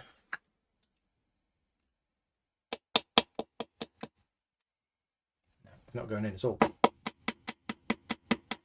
I think one bit is just not quite lined up exactly right, and it's stopping the whole thing from going in. Shouldn't it get flipped?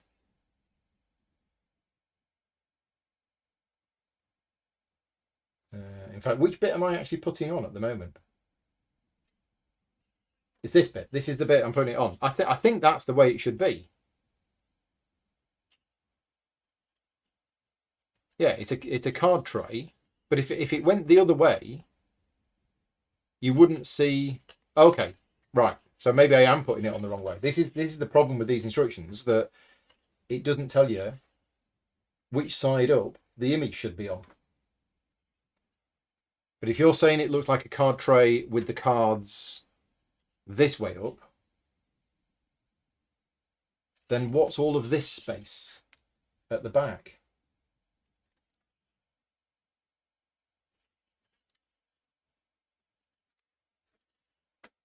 Yeah, I'm not sure about this. I don't know what goes in under here, because that's going to go.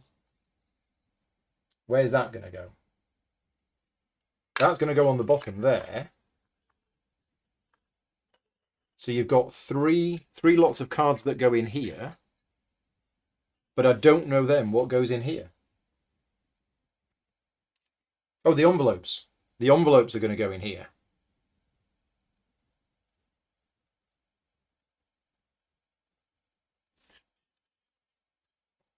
Yeah, no, I think I've got this right. Because if it was to go that way, it would be covered over by the. It would be covered over by the envelopes. Yeah, the secret envelopes go in there. No, I think this is right. I just need to get it in exactly the right position for those bits to slot in. And I'm tapping it gently, and it is going. It's definitely going. So it's in place. I'm so nervous about getting this wrong.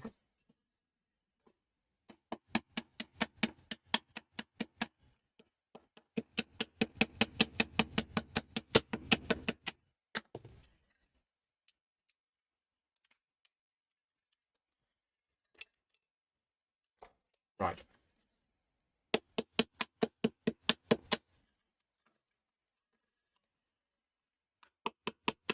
Yeah, it's not helping.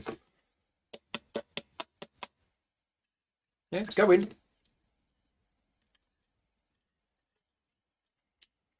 It's going. It's actually easier me pulling it together with my thumb. Yeah, I think that's it. So I think that looks good on the side, and then the cards go in there, so it sits there like that. I think that's what it's supposed to be, he says. Peter from Laserox would have joined us this afternoon, but he's busy at PAX. I thought somebody else from Laserox might have joined us, but it is a Sunday afternoon. You know, it is not a working day. Except for me, because of course, although I'm not being paid for this, this is kind of work, because I'm producing content for the channel. But I hope some people are enjoying it. I'm not enjoying this as much as I thought I would, but that's because, as I mentioned earlier on, it's actually quite stressful doing this on camera. I thought it would be a nice, relaxing Sunday afternoon, putting an insert together, but yeah.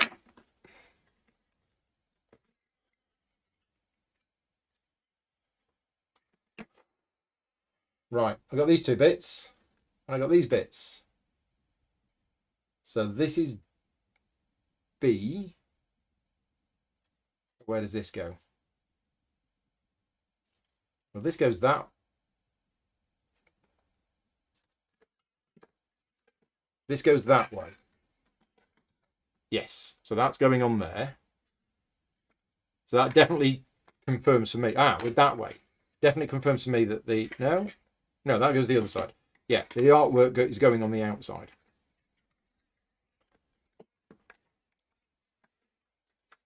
And other people probably won't have as much trouble putting the insert together as me. I haven't built that many of these inserts before. And this is obviously quite a complex one.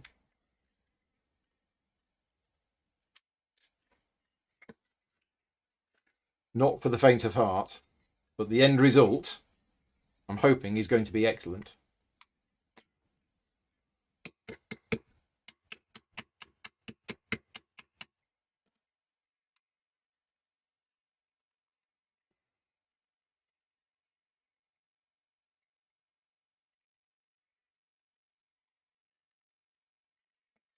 Don't want to break it. But that looks like it's not going to go in. Surely it's going to go in. Come on, my son.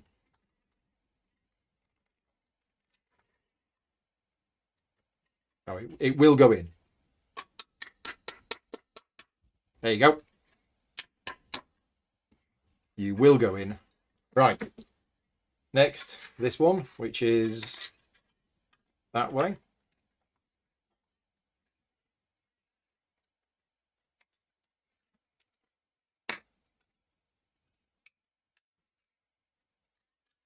Yeah, I mean, I remember when me and Vicky did a couple of the E-Raptor inserts. We did them. We filmed them, but then they were put out as a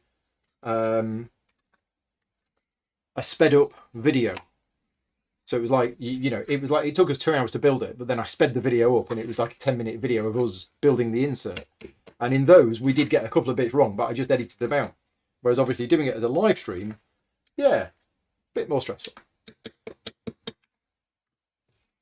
Especially when I'm having difficulty. You know, if this just clipped together and was really easy and took a couple of hours, I'd be like, oh yeah, that was fun. But actually, this is a bit harder to put together than I thought it might be.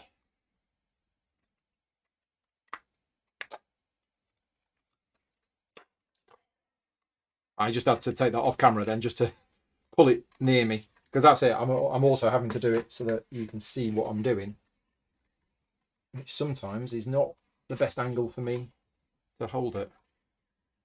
Now, how am I going to get that in there? Brute force.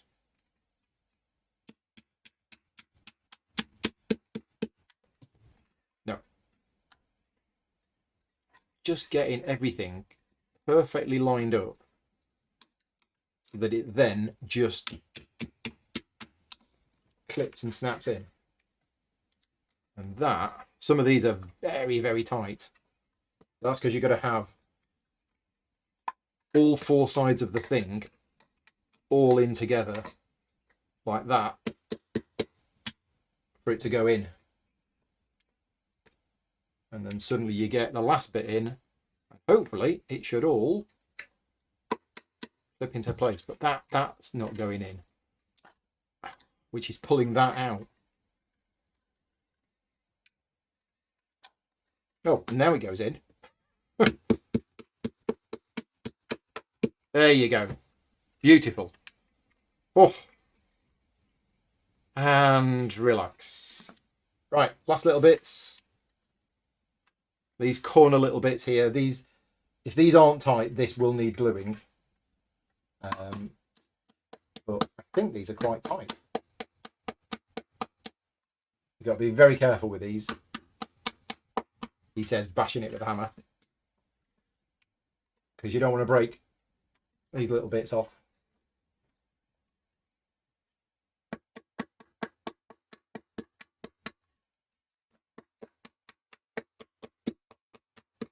Right, we are done. That is the card tray for the loot cards, and scenario cards. So let's get those cards out. These are the loot cards.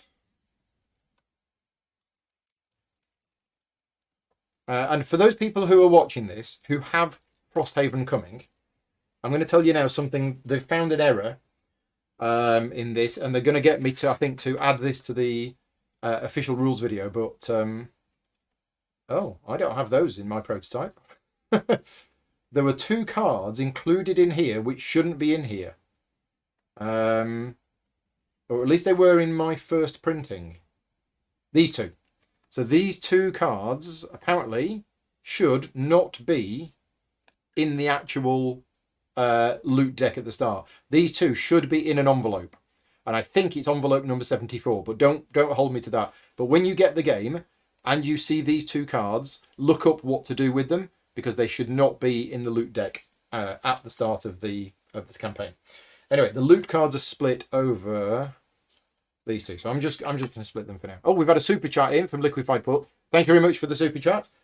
Just to let you know, all of the advertising revenue from this video and all of my other videos all goes to charity, and that includes the super chat as well. So I don't take any money from myself from any of the advertising revenue, and that super chat also goes to whatever this month's charity is, which I haven't decided yet. So thank you very much for that. Anybody who wants to support me directly, they can do so through the Patreon page. And even if you don't want a monthly subscription, you can just subscribe to Patreon, donate for 1 month, and then cancel it the next month. That counts as kind of a one-off subscription. But yeah, thank you very much for that. And then we got the scenario cards, which I think are these. I mean, it calls them scenario cards, but actually I don't think these are scenario cards. No, these are something special. I wouldn't have called them scenario cards. Anyway, that's those. That's the card tray. And it doesn't say to put the envelopes in here, but I'm assuming that's what we do because it's called the envelope tray. So these are the secret envelopes. These are building envelopes. And whenever you retire a character, what you do is you open up a particular envelope. Now, some of these are really thick. There's a lot of stuff in these. And as I mentioned earlier, those 2 loot cards that are special, they should be in one of these. I think number 74. But don't hold me to that. Right. So the envelopes are going in there. It says, yeah, the envelopes are going in there. Right, and that is that card tray done. Right, moving on. Next page, the character figure tray. So this is interesting, and this is something I wanted to mention now about inserts. Is that they've given you a proper component to store the envelopes. But once you start playing through the game and you start opening those envelopes, the components in those envelopes end up then getting moved to other places, which means you end up with an insert specifically designed for a component which will gradually disappear as the campaign goes on, which is a little odd. But that's the way it is. You've got to include space for it, but it's not a permanent thing. So, yeah, I don't know. Anyway, the character figure tray, I don't need this. Because what's going to happen is I'm actually going to take out all of the figures from these boxes. We're going to paint them, and we're not going to put them back in the boxes. We're actually going to store them in a separate box, which is padded with foam, ready to keep the miniatures safe. But we're going to build it. We're going to build it now, but this is not something that I'm going to use myself. I don't know how everybody feels about that on inserts. Inserts, let me know what you think. Inserts that include space for something that then gets removed later on. You know, you've got to have it in the insert, but it's only temporary. So I don't know. Just seems a bit weird because we're going to have loads of wasted space later on. Once all of those envelopes are opened, you've got wasted space effectively.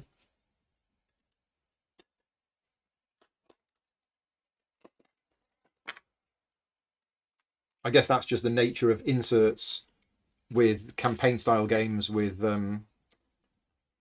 secret stuff. Is there stuff you remove from the game? In this case, you can reuse the space.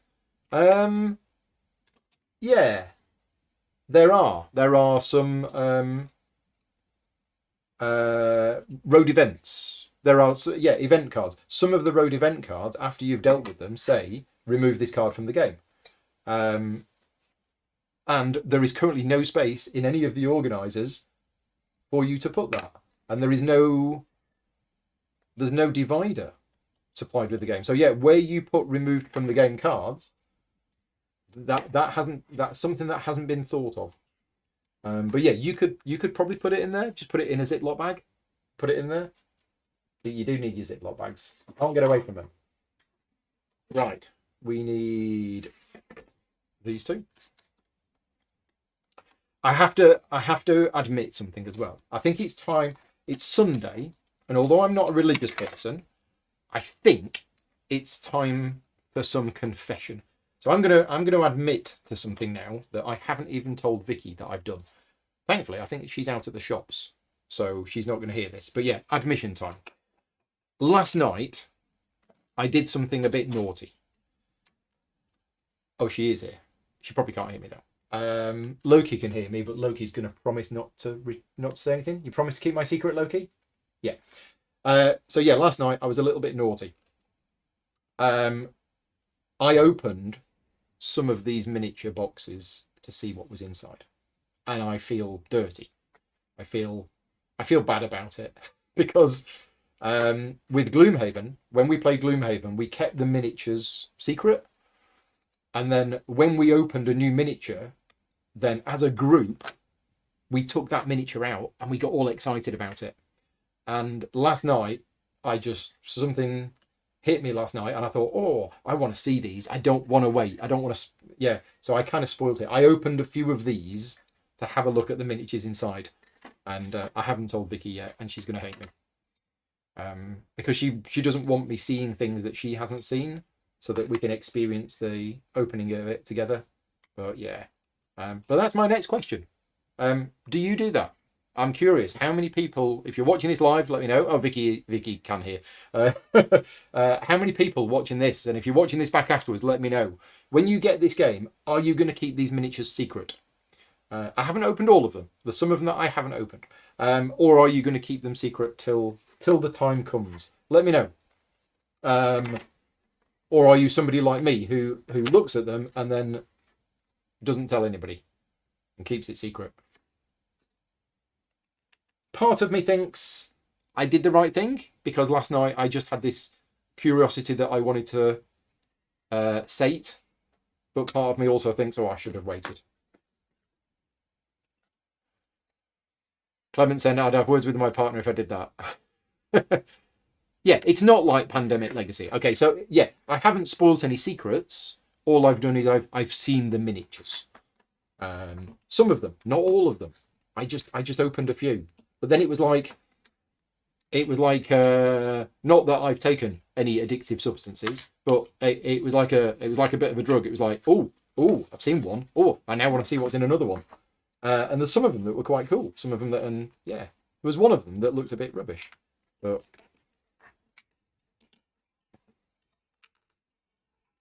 I mean, somebody's already gone on Reddit and posted pictures of all of them and all of the cards and everything else. I'm not going to go that far. I think that's too much. To get all of the classes, open them all up, post all of the images to Reddit.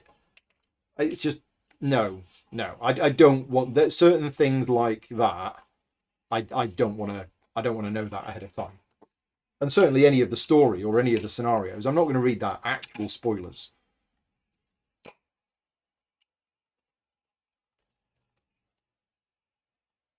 Okay, well, that's probably the easiest thing I've put together. And that is for the miniature boxes. So, storing plan. Here we go. Don't worry, I'm not going to open them up. Well, in fact, I am going to open one of them up. I'm going to open up one of the starting characters because I saw some pictures on the on a Discord server this morning of some of the miniatures that were painted. Now, we've painted, I say we, I've done one of them, Vicky's done 4 of them, some of the starting characters. And one of them looked different. So I'm going to see... Oh, that's the wrong one in the wrong thing. Yeah, that shouldn't be in there. That should be in there. Have they got these two the wrong way around? Yeah, they've got these two the wrong way around. Okay, no, that is the same miniature as I've got. Yeah, I saw a picture of one on Discord that looked different. But yeah, that's odd if that's the wrong way around. Let us know if you get it. If the Bone Shaper and the Deathwalker were the wrong way around. Because they were for me.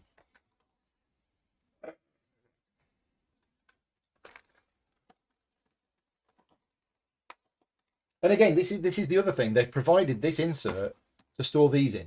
But, you know, I don't know. What do you do? Do you keep these? And do you put the miniatures back in the boxes when you're not using them? Because, yeah, we paint them, which means they don't get stored in the boxes. They come out of the boxes and they get stored in a nice foam protected one. So this, for me, is another box, which I won't use. But anyway, that was the easiest one we've put together. When ISS Vanguard arrived, the big surprise envelope was open and stuff spilled out. Yeah, that was the problem. ISS Vanguard had a nice big secret envelope, but the stuff in it was quite heavy. So as soon as you opened the box, the envelope, you know, spilled out and it all opened up and went everywhere. It was a bit weird. Right, stat card A. So we need sheet number 17. Sorry, sheet number 7. Is this number 7? No, it's number 8. Is this number 7? Number 7. Sheet number 7. We need one piece from this sheet. We need this piece here. Okay, I'm glad we had an easy one there, because that last one, well, the last 2, in fact, that we've built were quite tricky. It's 3 o'clock. We've been going for 2 hours. Anybody who thought I'd be finished in 2 hours, which was me, this is going to be at least 4 hours, I think. We're going to be here at least 4 hours today, which is fine. I don't want it to be 5. I mean, we've not even got the monster box. There's the monster box to build as well. Oh, dear. Might have to have a break for food. Okay, now we need sheet number 10.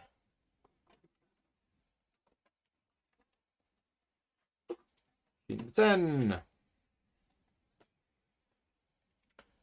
So we need B, C, D, D, E.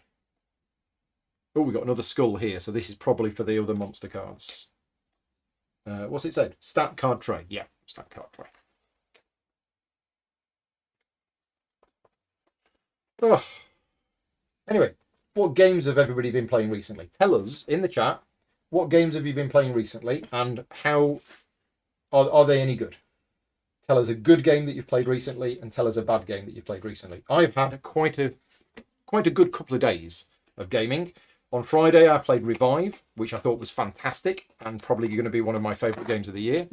Then on Friday night, I played Great Western Trail Argentina. That was very good, but I need to play it a bit more because it was quite involved. I mean, I love Great Western Trail, but Great Western Trail Argentina added to the complexity of an already complex game.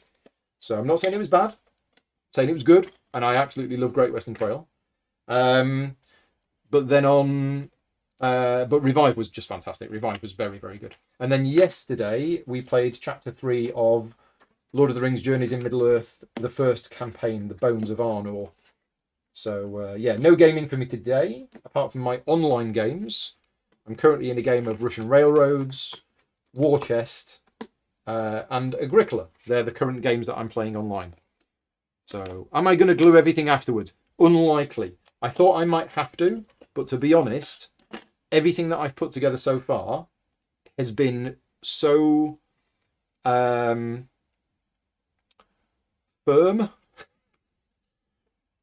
After putting it together, it's so tight. That's it, not firm, tight. That none of the stuff that I've put together so far has needed gluing, apart from possibly these tiny little bits on the corner. And to be honest, they're already quite stuck in place. So I don't think people are. I don't think I'm going to need to glue anything yet from what I've put together.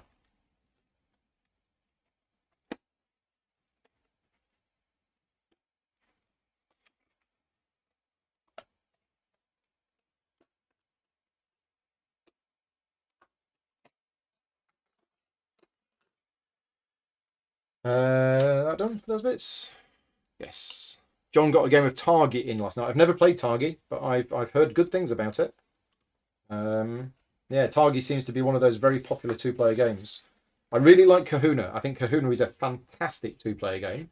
It doesn't get as much love as Target. I don't know why. Maybe Target is better. Chrissy's not played a single thing in about 2 to 3 weeks. Well, Chrissy, we need to sort that out. Let's get an online game going together. So because that, you know, the online gaming on Board Game Arena with the Patreon supporters, it's great because not only am I playing games against Patreon supporters, I think the people who are playing with me appreciate the fact that they're playing a game with me, but I'm getting to play more games. I'm getting to play Caverna. I'm getting to play Russian Railroads. I'm getting to play War Chest. All of these games that I really enjoy, I'm getting to play more games because of Board Game Arena. So yeah, if you want a game of something, Chrissy, let me know. We can play Kahuna. It's pretty good async. Sheet number 11. Yeah, so we need F, sheet number 11. And from sheet number 2, I would not like to be the person that decides which things go on which sheet, because that's an art in itself. Although there's probably a computer program that does it. I'll ask Peter next time I speak to him. Is it a person? Is it a person's job to say, right, here's all of the bits we need. Now get these onto as fewer sheets as possible. I guess it's the same skill as when you're doing punch boards for board games. You have all of the components and you somehow have to get those components onto the punch boards. Right, I think we're ready. So stat card tray is what we're building next. Right, so we need F. F is this bit, that way round. We need A, which is that bit, which again, I don't know where that goes, but I think that goes in there. And then we need G. Were there 2 Gs? No, there's only 1 G. Oh, well, there's another error. The G in the picture here has a hole in it. Oh, you can't see it. Let me just move this across a bit. Here we go. The G in the picture here has a hole in it. However, the G here does not have a hole in it. So, whereas B and C, I don't know which one was which. So I've got 3 pieces. So G has a hole in it, C has a hole in it, B doesn't have a hole in it. I think that's B. And again, that image doesn't match. Yeah, the images here, this is bothering me, that these images don't match the actual components, whereas this does. Apart from the holes. The holes are not in there. So I don't know what that is. I think that's either B or C. I think that's G. Yeah, that's G. Definitely need to tweak these instructions for next time. So that's G. And then we add that to E. Look at the notches at the bottom. Yes. Yes, that's what I did. That's what I used to work out that that was G. But it's the fact that it looks different there to there. That's wrong because it's missing the hole. And that's wrong because it doesn't have the notch in it. Right, where's this now going? And again, we got stuff on there that I don't know. I don't know which way this goes. Does it go that way? Or does it go that way?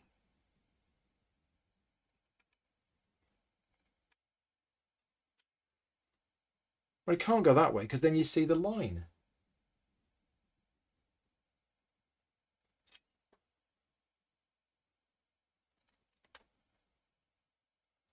That seems odd. Yeah, I don't know which side that should be on. Paul Kelly has been playing Tapestry, Hand and Foot, Feast for Odin, Automobiles, Voyages of Marco Polo, Ticket to Ride, Great Western Trail. It's a good list. And it does count. It definitely counts. Right, I'm not sure which way up to put this. So when this is built together, what's going to go... Oh, it's got to go that way round. It's got to go that way around so that that's on the bottom so that you see what goes in there. And that's going to have the useless 5 coin tokens, the 1 coin token, and 3s. I mean, it says stat card tray.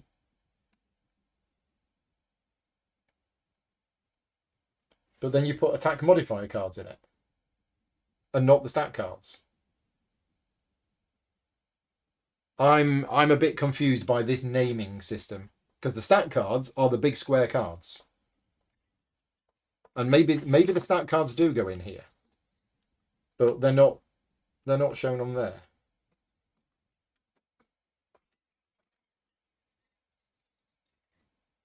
Instructions are hard. Rulebooks are hard. I know these things.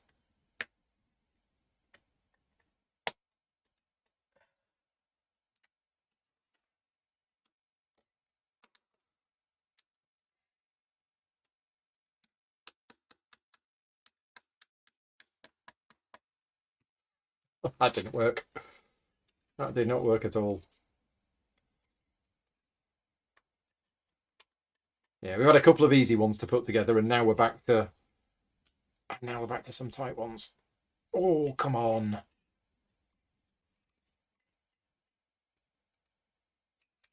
In fact, I should put that piece in first. If that goes in first. Yeah. That's it. That's going down. Right. Now. There. Oh. It went in one bit and popped out the other side.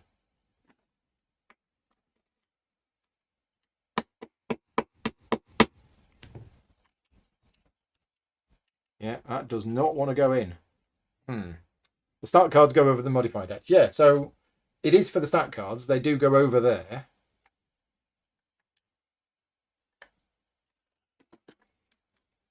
It should just say stat cards and attack modifier cards. I don't know. I'm just being fussy because I'm very fussy with my instructions. I want my instructions to be perfect. I want the instructions so clear that you could grab somebody off from the bus stop and say, here you go, do this, without any prior knowledge. And therefore, in order to get instructions like that, they need to be absolutely foolproof.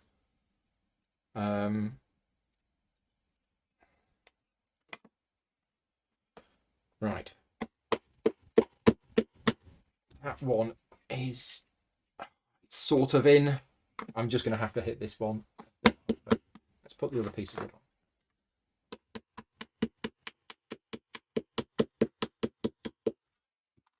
It's going in. It's just very, very tight. No, this is a problem, this one.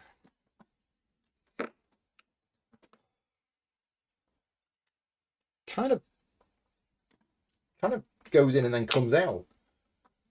It's like it's at the wrong angle.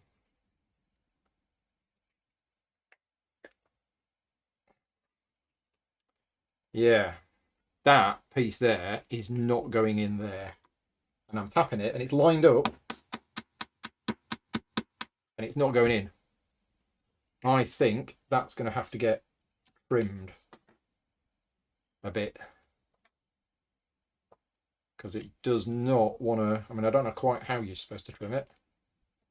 And you shouldn't have to. But it is not going in there.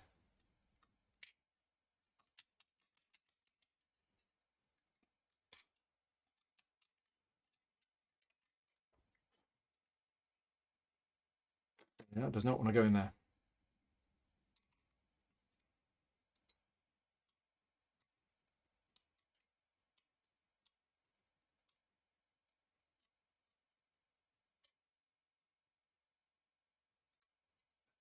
Right, I've tried to trim it a little bit. Let's see if that helps.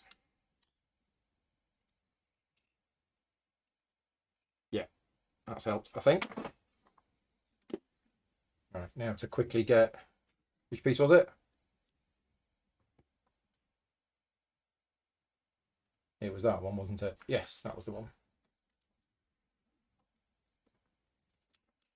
See, that's not going in either.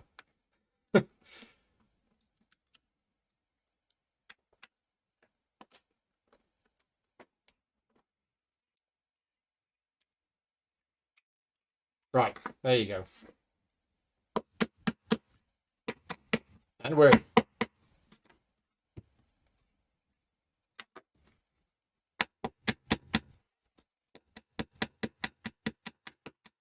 Okay, so step 2 is done. Next is step 3. So C is going on that side. B is going on that side. And then we've got the 2 Ds going on that side. Now, which one to put in first? I think probably the Ds. I've got a message coming through. Okay.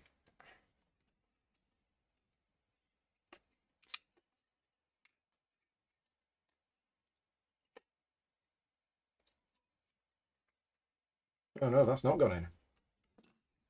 Thought that had gone in. It's popped out. Wow. Yeah, that bit's also very, very tight and does not want to go in. I'm afraid you're going to have to go in. I know you don't want to, but you are going to have to. Gosh. And I don't want to hit it stupidly hard. But that's not going in completely.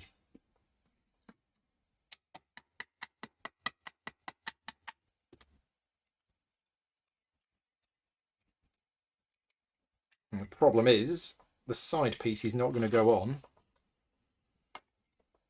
if that's not in the right position.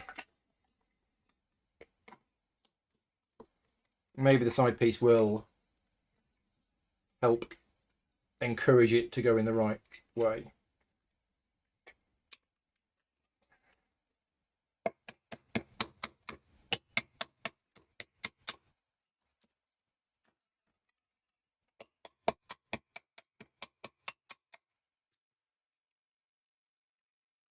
Yeah, we'll see.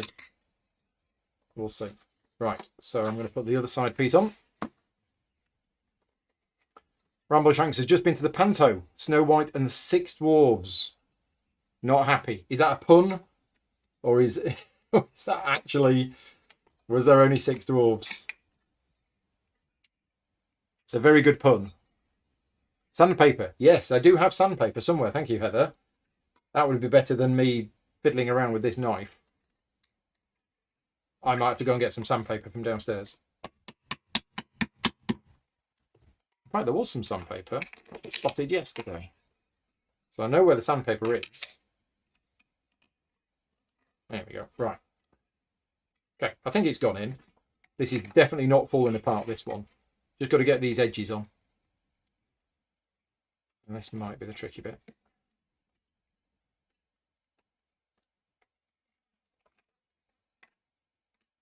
Also getting hungry. I was going to get some Jaffa cakes as well to sort of celebrate small victories, but then I thought, no, because I'm going to have a big lunch. I'm not going to get hungry, but actually, I'm getting quite hungry. So we need Jaffa cakes and sandpaper. That's what we need. Loki, can you go and get me some Jaffa cakes and sandpaper?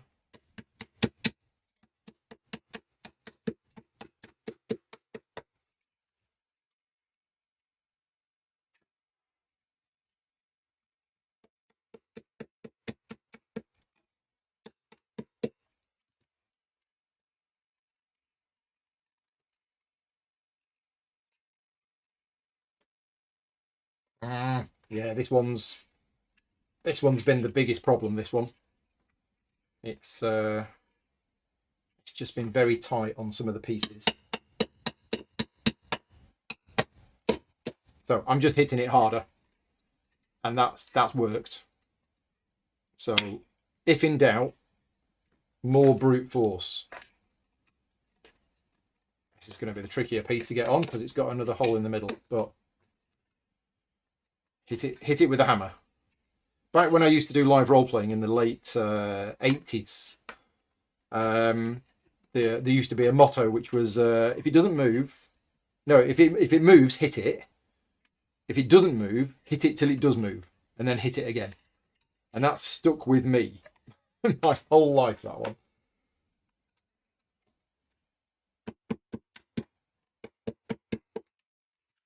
Yeah, back when live role playing first started in the UK, it was a company called Treasure Trap. Was based out of Peckforton Castle in the northwest of England. And I used to go to that in sort of like 86, 87, I think it was. Yeah, back when live role playing just was first getting started.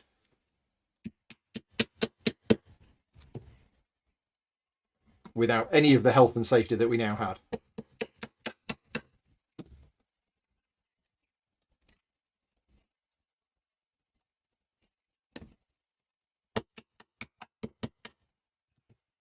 There we go. Wow. This has not gone together as well, and I might need to do some adjustments to this one later on. And it's a bit odd that this side has the line there. But, right. So what we're putting in this one, we're putting attack modifier cards A and attack modifier cards M. So that is the ally attack modifier cards and the monster attack modifier cards.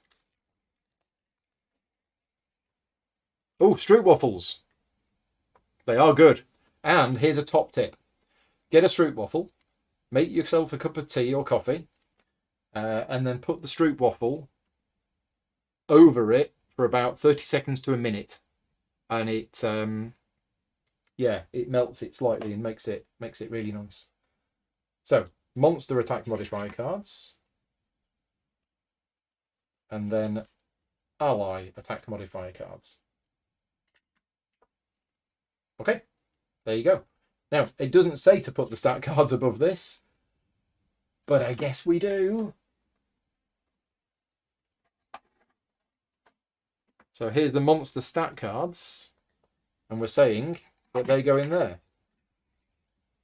Because they do fit. I don't know what this is. That seems odd to have that there, because it's not showing anything. And in here go, yeah, the pointless 5 coin tokens, which I thought they'd got rid of, actually. I don't remember seeing any 5 coin tokens on the other. So I don't quite know what goes in here. Maybe there aren't any 5 coin tokens. Yeah, I don't know. I don't know what goes in here, if anything. But there's no lid on this one. So it's just, there you go. That's how that is. Right, moving on. That wasn't a pleasant one to put together, that one. What's next? Status tokens. Right. Do we need sheet 12? We do not. Do we need sheet 11? Nope. What about sheet 1? Do we need sheet 1? Nope. 7? Yes. Oh, we need lots from 7. So we need this one. Ah, now this does have a lid. That's good. Yeah, because otherwise the status tokens would fall out and go everywhere. So this is the one for the lid for the status tokens. But we need all of this and all of this. Right. So yeah, so we need all of these bits.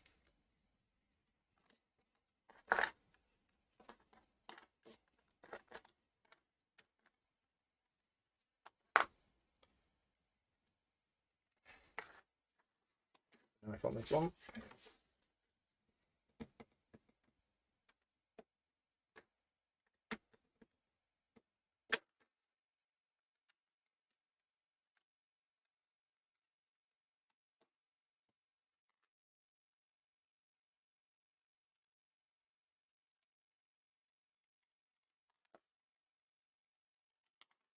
Right, that's those bits, and then we need all of these. So these are G's and these are A's.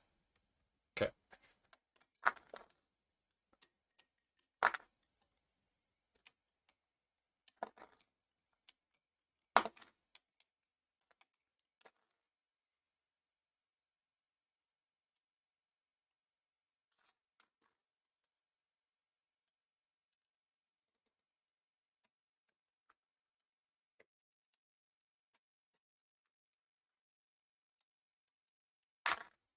Okay, so that's that for that one. Sheet number 4. We need sheet number 4. We need the 2 C's. Oh, I think this is another one that's going to be quite use a lot of pieces. Yeah, so the system that they've used for the lids for these is really good. Yeah, because so I have a big problem with inserts that don't have lids. Inserts for me that don't have lids, I can't use them because they look nice, and then you transport the game anywhere, and all of the stuff falls out. And it's like, well, what's the point of that? I've got a few inserts in my collection that if you take that game anywhere, unless you keep it absolutely flat, then when it arrives at its destination, your games club, all of the bits have come out of whatever they were stored in. And I think, well, what's the point of that? Whereas inserts with lids, I think, are fantastic because you put all of the stuff in the insert, you put the lids on it, everything stays where it should be. You transport the game somewhere, you take the lid of the box off, and there's all your components exactly where you need them. So yeah, inserts without lids, yeah, I have an issue with that just because for me, all of the stuff goes everywhere. And I don't understand how other people don't have the same issue. It confuses me as to how other people don't have that issue. And they say, oh yeah, you got to keep the box lid on. And yeah, if you keep the box lid on and then wrap some kind of band around it, then yeah, I can see that. But I don't have that. Concordia insert, says Chrissy. Is that a problem? I don't have the Concordia insert. I don't, as I say, I don't have that many inserts for games. Do we need that one? Is that the one? Yeah, that's the one.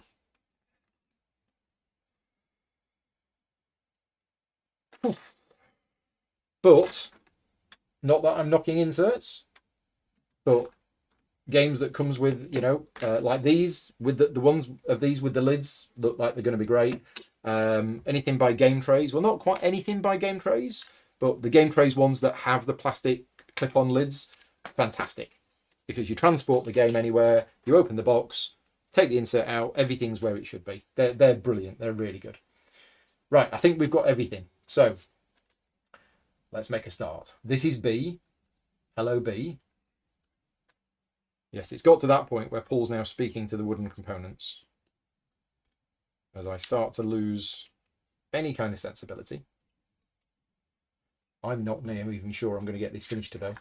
There might have to be a part 2 of this video tomorrow night, which I don't really want to do because I want to start the week mostly up to date.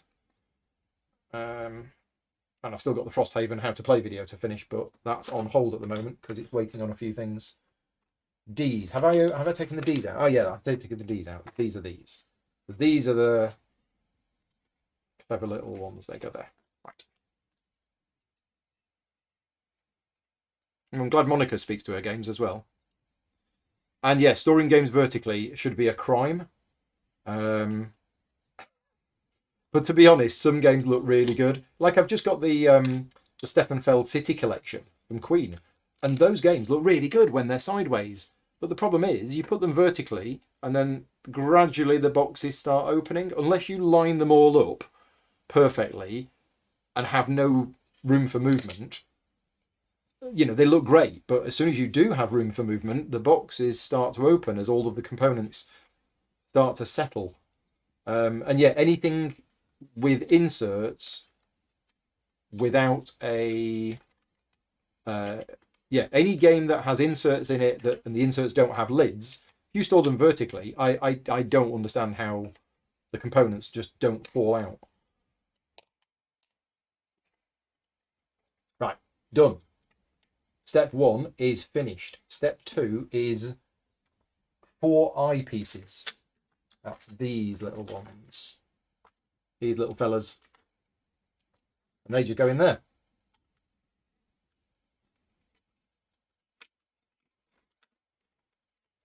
Nope. They're not big enough. So it's not those.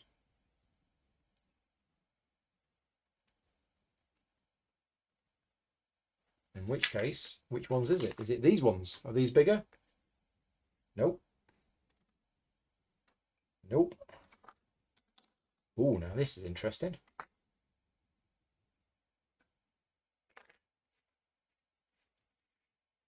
No, I think they're G's. Eyes. Have I even taken out the eyes? I haven't. I need sheet number 10. I thought I'd missed some. If anybody told me that I'd missed some in the chat, sorry, I missed it.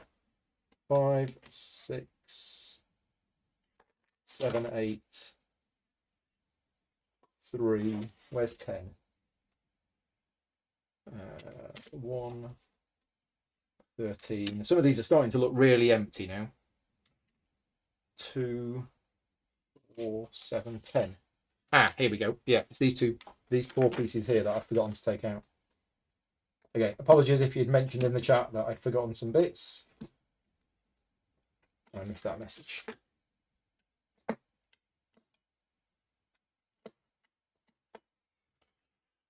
Oof.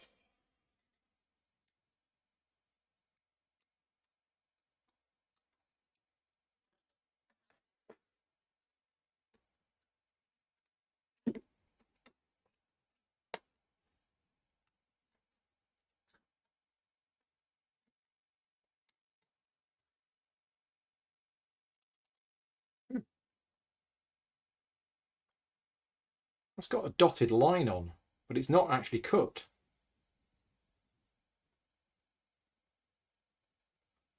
It should be cut. Right. This might be a slight production problem with this insert.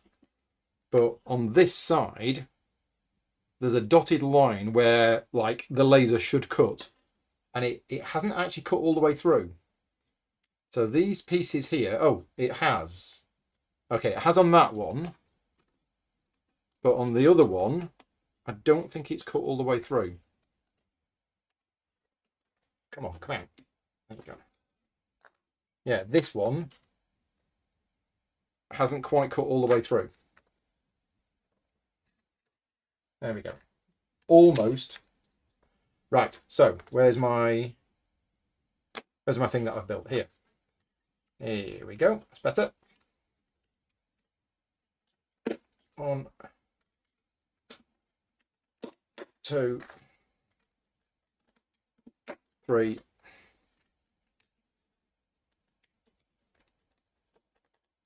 Come on.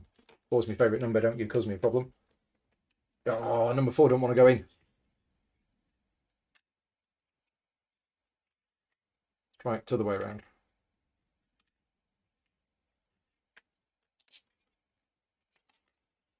There you go. Right. So, step 2 is done. Right. Step 3, we need, 2 of these. Right. Okay. So we're doing 2 lots of this. Oh, I see. It's a 3-layer thing. Right. And these are pretty similar.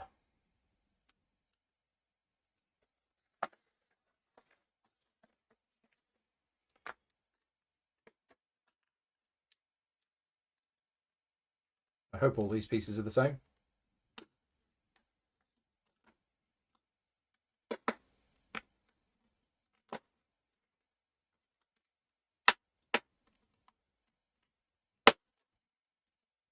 There we go. Right, and the end pieces are these.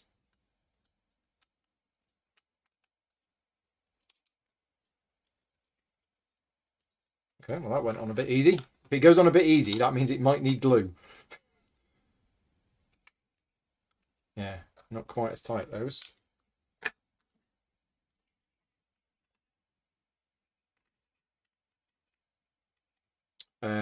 Folded space insert needs to be glued. Yes, I think any insert that I've had from folded space needs to be glued because it's foam, so there's no way that it fits as tightly as wood.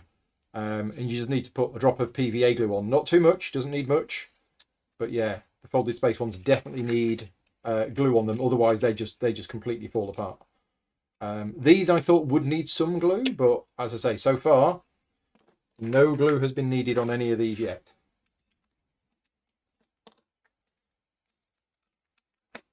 but I've not been using them in anger yet. But I can't see these needing glow from the way that these are going together.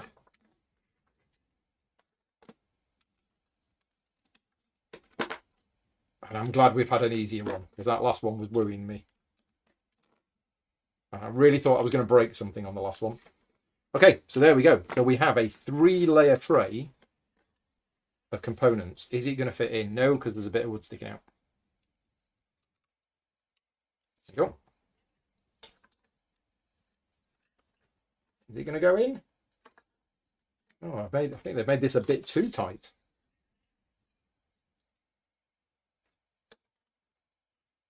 Because it's not slotting in easily. Maybe it needs to be just a bit. If this could have done with being a little bit smaller, so that it went in a bit easier. It does go in. There we go. And then this goes on top. And again, using that very clever system, he says. Has it gone down? Yeah, it looks like there's not quite enough. Oh, there's just enough.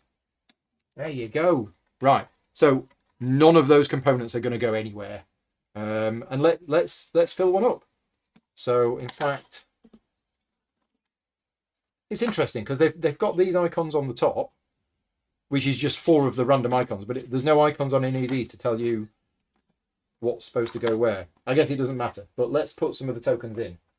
So let's put, for example, some immobilized tokens in there. And 1, 2, 3, 4, 5, 6, 7, 8, 9, 10, 11, 12, 13, 14, 15. So I guess there are 15 conditions. For those people who didn't watch my unboxing video of Frosthaven, there are more conditions in this game than there were in the original game. There's a new one called Brittle. There's a new one called Bane. There's a new one called Ward. There's a new one called Impair. So there's 4 new ones. And there's Regenerate as well, which actually came in with Forgotten Circles. Anyway, that is the status tokens. And again, going back to what we were saying about inserts with lids, there you go, insert with lid. This is going to save your setup time because you can get this out at the start of the game. You can open it up, you can take these out, you can put them on the table, and there you go. There's all of your status tokens all in here, all nicely stored away, and they're not going to fall out and go everywhere. Even if you drop your box. Again, if you drop your Frosthaven box, you're probably going to break the box. Right, moving on. Page 17, the obstacle box. Right, get excited about everything. Right, sheet number 7. I've got these all out of order now. So what do I need? Sheet 7, 8, and 12.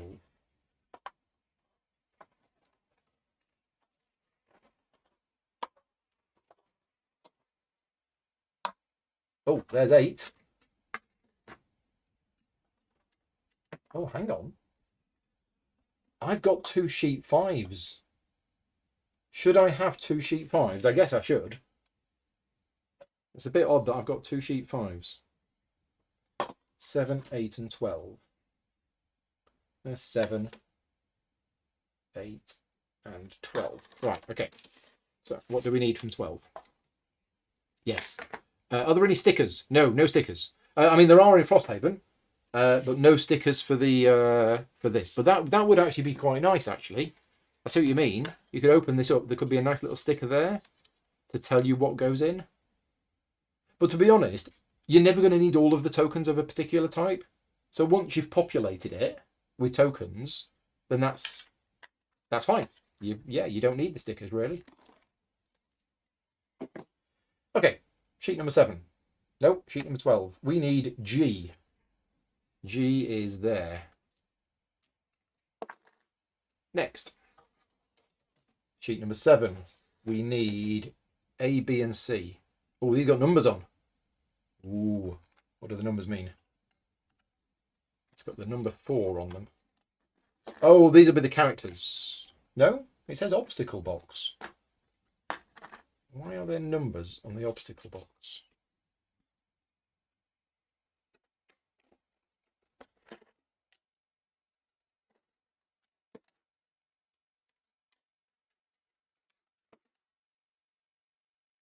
That's sheet 7.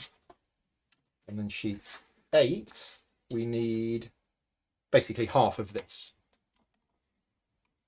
It says top 4, and that says 3. Oh, the slight differences. Yeah. That's the one we need.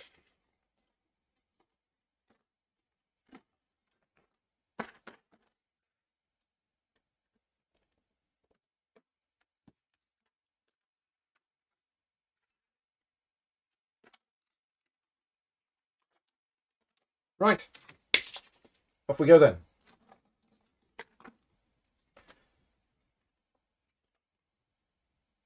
Yeah. Right, now which one is E? This one. 3 notches in the top, sticky bit out on there, 4 notches at the bottom. Check.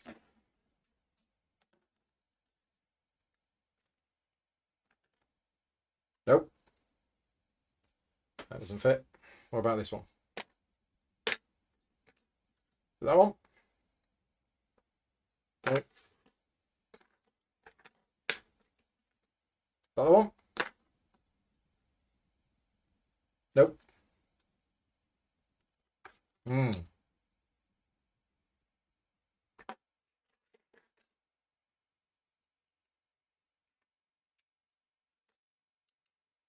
Sure, it's that one.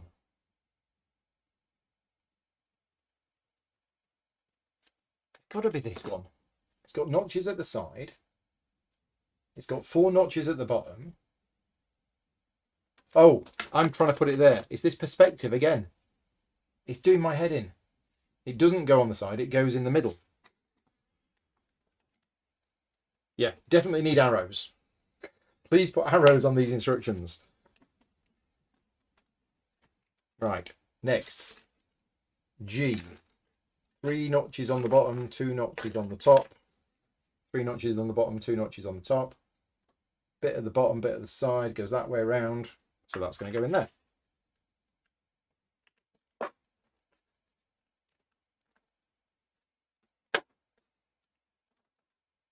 Right, next, C's.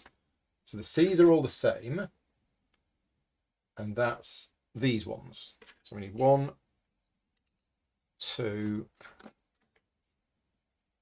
3. Yeah, and these are going to go, presumably there, and there.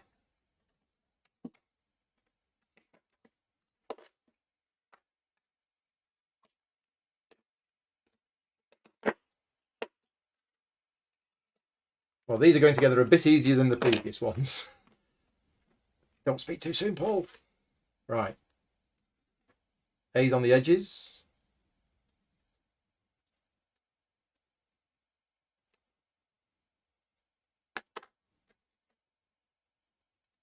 Okay, so the B's got 1 notch in, apparently, so that's going there.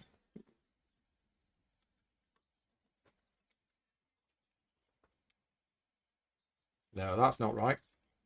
That's not going to fit. I think I've got this the wrong way around. Yeah. Unfortunately. No, I've got this right. There's 2 big notches here. And 3 notches there. I've got this right. But that is not fitting there. Yeah, the image is wrong. So you can't see it. We've got a setup image wrong here. We've actually found our first error is that does not go there that way round. It actually goes that way round. So I don't think that's going to make any difference, but it has to. It won't fit on that side because there's 3 notches on that side and there's only 2 here. Yeah, so the arms at the top are pointing the other way and then it will fit. So that image is wrong, unfortunately. But that's what this video is for.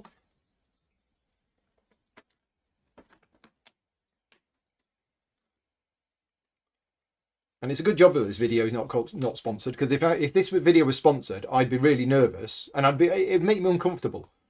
You know, if Laserox sponsored me to do this video, and here's me and I'm pointing out errors in the instructions, then that makes me feel uncomfortable. But actually, because this is not sponsored, I can be as honest as I want to be, and I can point out errors, and that is an error. So if you're watching this video and you are making your own Laserox insert, then I hope it's helped you, because, I mean, to be honest, people should be able to work it out.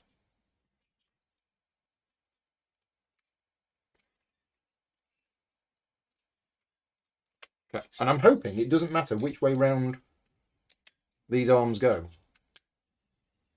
Doesn't mean that these numbers are on the outside. Whatever these numbers are, we don't know what those numbers are yet. Yeah, I should be pointing out errors if it's sponsored. Yeah, I would. I'm just talking about how it makes me feel. It makes me uncomfortable if it was a sponsored video. But that's because, you know, I'm being paid to do a piece of work whilst also criticising the people who've paid me to do the work. That it just makes me uncomfortable. I'd still do it. I just wouldn't feel comfortable about doing it. But I'm somebody who believes that all errors need to be pointed out. I'm one of those people. And there's good sides to that and there's bad sides to that. A lot of people call me various names for pointing out errors. But I am one of those people who, if I see something wrong, I say something. I mean, I'm not talking opinion wrong. I'm talking actually wrong. You know, so if I ever watch somebody else's playthrough video on YouTube and they make a rules mistake, I leave them a comment and I tell them about the rules mistake that they've made. And a lot of people don't like that. A lot of people think, why are you doing that? You're criticizing me. And I'm like, no, I'm trying to help you learn how to play the game. If you've done a playthrough video on YouTube, you might be playing the game wrong, and I want you to play the game correctly. But also, and I've got a bit of a bee in my bonnet about this, anybody who makes playthrough videos online on YouTube needs to be aware that people will watch your videos and people will then go on and make the same mistakes you did. So I personally believe anybody making playthrough videos on YouTube has a responsibility to let people know if they make errors. And a lot of people don't, because it takes time. It takes time and energy and effort to do that. But I just think I hate the fact that anybody watches one of my videos, sees us do something, and then goes away and plays it incorrectly themselves. So yeah, don't like that. But anyway, yeah. So I'm somebody who points out things that are wrong, because I don't like the fact that in modern society people are scared to say something. You know, if something's wrong, say it and get it fixed. And if you fix it, other people won't suffer. And I believe in people should be doing quality work. And if something isn't done to a good enough quality, that error should be pointed out so that it can then be fixed, so that then future people don't have that problem. It's not about the fact that I like going around criticizing people. I don't. I just want things to be better. Anyway, that's all about me and my personality and why I am the way I am. Okay, so that's done, even though these are the wrong way round. Oh, so that says bottom 4. I really hope this is going to work. I was going to point out that the bottom part, so I guess some graphics would be helpful to avoid flipping it. It does look like you have constructed it correctly since the bottom is not symmetric. Yeah.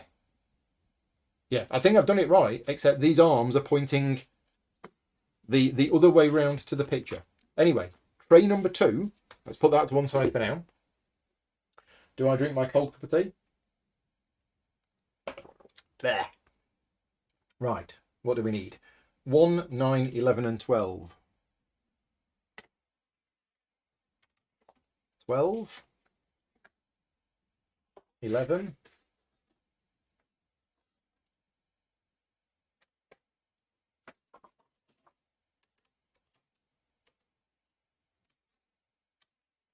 1 and 9. Right, okay, so from sheet 9, we need this big bit here, which says on it, top 2. Okay, we also need G's, which are these little bits here. So they're G. We need F, which is this bit here.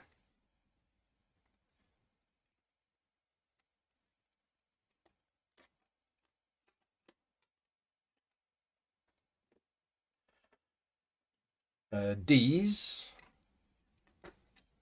which is this. D's. E is this bit. And C is this bit. And then that was B. And then that's that sheet done. From sheet 1, we need these 2 bits, which are A. And we've only 1 bit left on sheet 1. So they're A's. So A, B, C, D, E, F, G. And then from sheet 11, we need H. Is that it? Nope. H. And then sheet 12, we need I's. The I's have it. Okay, so I's. J's.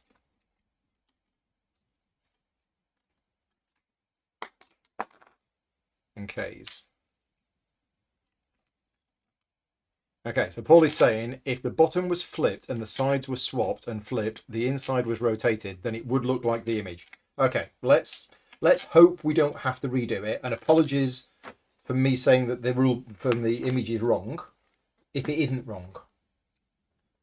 If it is okay and I've made a mistake, then I take back everything that I've said. However, I stand by the fact that the instructions must be foolproof. And if that is two-sided, if that could be... No. There's no other way round that could be than that. You would have to have flipped it and swapped the sides. Yeah, so I think we've done it right. Constructive criticism, yes. And I give a lot of that, but as I say, a lot of people don't like it. Because a lot of people are like, well, if I didn't want criticism, and it's like, it's not criticism. Anyway, I've waffled enough about that. So I'm going to put this round the way it is in there. Right, next, D. So that was A, B, C, D. So this is D. Yes, this is D. So D is going there and there. So D is going in there. This one's not going in as nice as the other ones did. The other ones went in really nice. This one, not so much. Okay. The other D piece is this one. And this is going in. So we've got D there. That's H. That's F. So that's D as well. Jaffa cakes and sandpaper. Thank you all. My delivery has arrived. I'll just pop them there. Thank you. Have I got a glass of water? Oh yeah, I've got a glass of water. It's all right. Cool.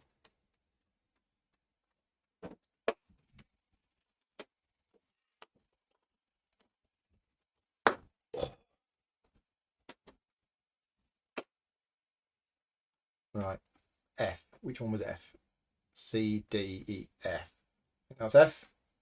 Yep, that's F.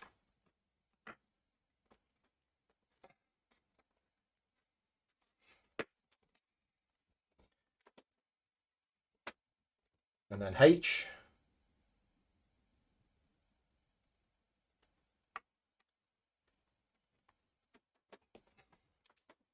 Right. They're all pretty tight. They've not gone in as much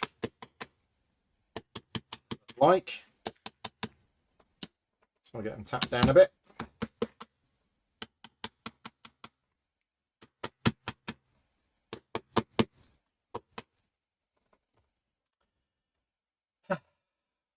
Right, next, eyes.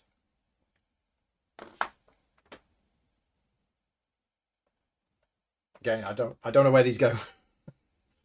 So I'm guessing they go here. Yeah.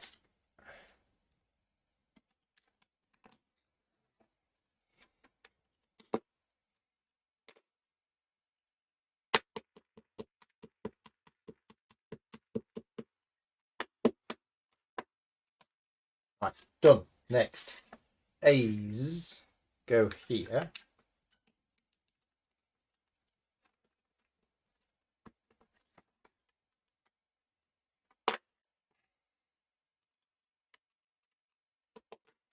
And then the G's go in here.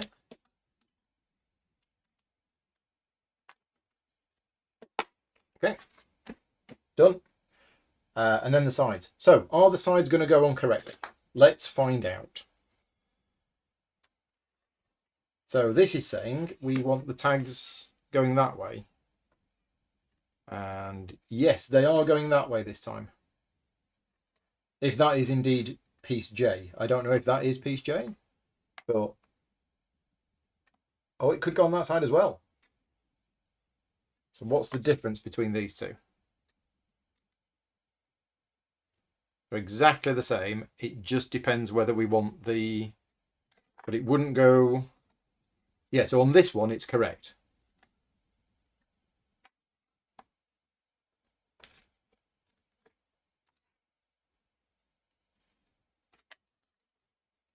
Yeah.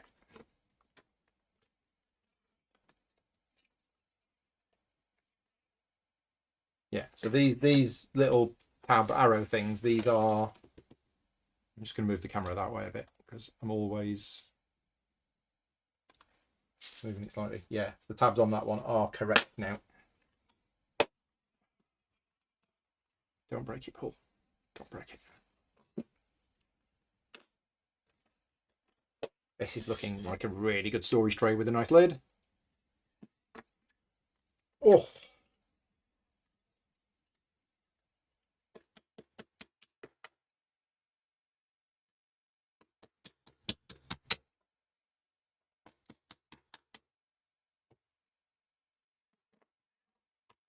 Right, and the side bits. That definitely doesn't go on there. But it definitely goes on there like that. Yes.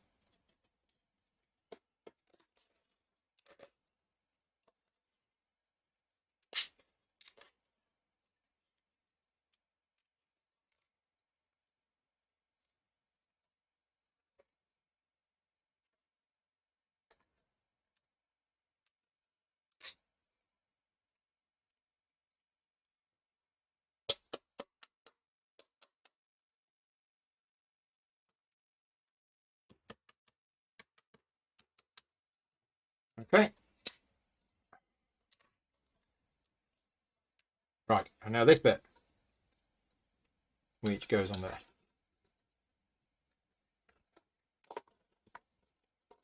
Oh, and that side clips on nice and easy.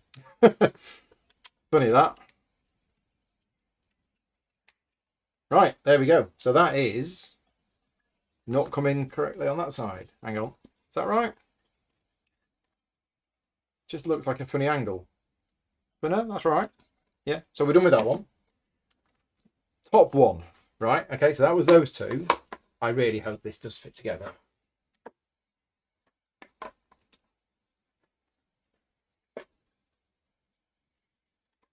Yeah, I can see now how it's supposed to join up, and it does.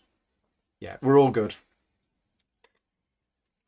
So it goes together like that, and then clicks like that. So it's a bit tight. It's not going together. Yeah, that's not complete. Oh, that's very tight. But there you go. It does go together. It does snap together. And there you go. You're going to have a multi-layer storage tray, but it's a bit tight to get off. It might loosen. It could do with a bit of maybe...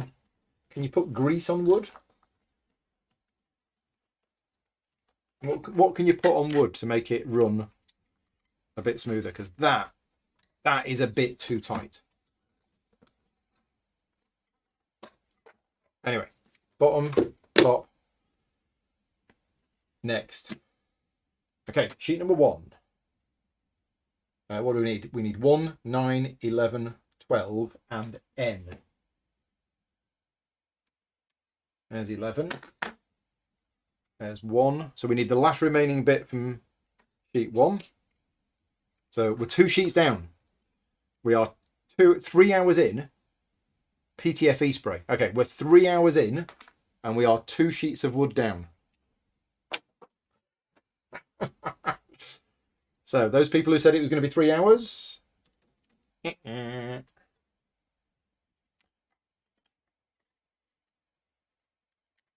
think somebody said 3.5 hours. I think 3.5 hours is also a bit optimistic, but you never know. Oh, this is another sheet. We got a twofer. We got a 2 for 1. This is another sheet down. 3 sheets of wood down. Oh, Loki's going to investigate. All right, Loki. Do we need sheet 3, 2, 13? Do we need 13? No. 4, 10, 7, 8. No, what am I missing?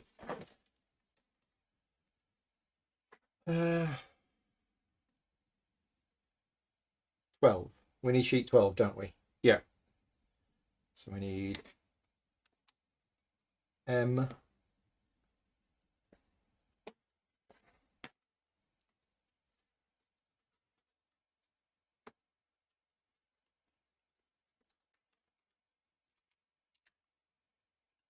J. K. L. That's sheet 12. Where's sheet 11? I've lost sheet 11.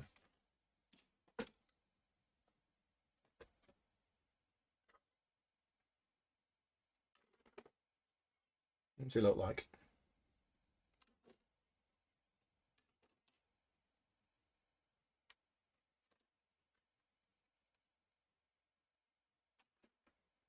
Sheet 11. So we need almost all of the remaining bits from sheet 11 as well.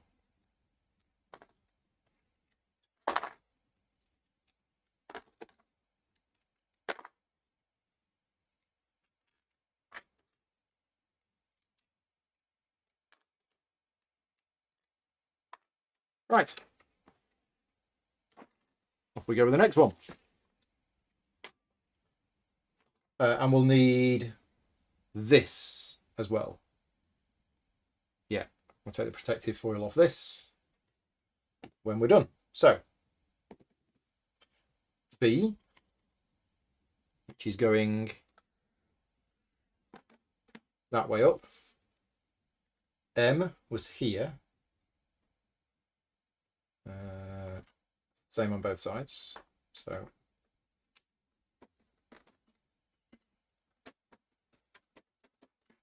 it's a bit of a tight fit.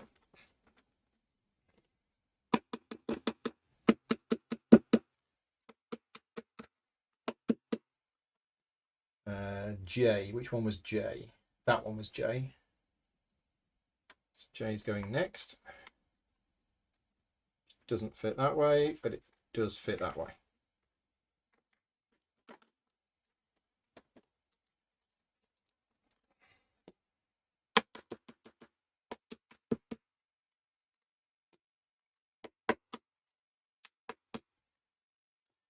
And then the 2 eyes, which are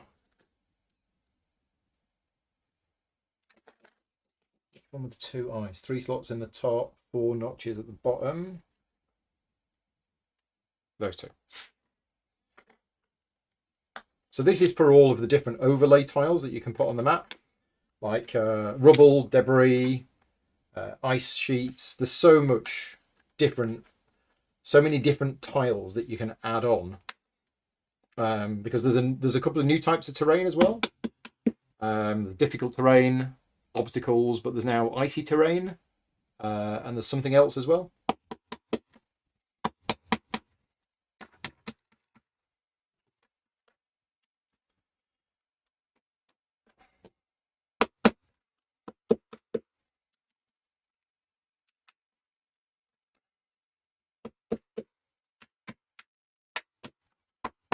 I'm being less worried about hitting things hard because it seems fine. It seems to be able to take the punishment. Right, next, little bits. This looks like an E piece. Again, need arrows. Can't see where these are supposed to go, but I'm guessing that one goes there. We have E. No, that's not right. That's definitely not right. Okay. I've got one A piece, which is that. I've got another A piece, so I've got two A pieces, which are those. And they're going here. I got this wrong. I got this the wrong way around.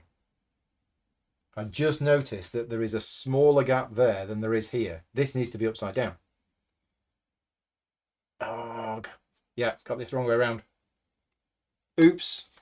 Did anybody say it? Turn the bottom to the other face. Yeah, it looks like somebody else has said it. Flip that bottom round. Thank you very much, Darius, and other people. It looks like I got this the wrong way around, just slightly. So we'll fix it.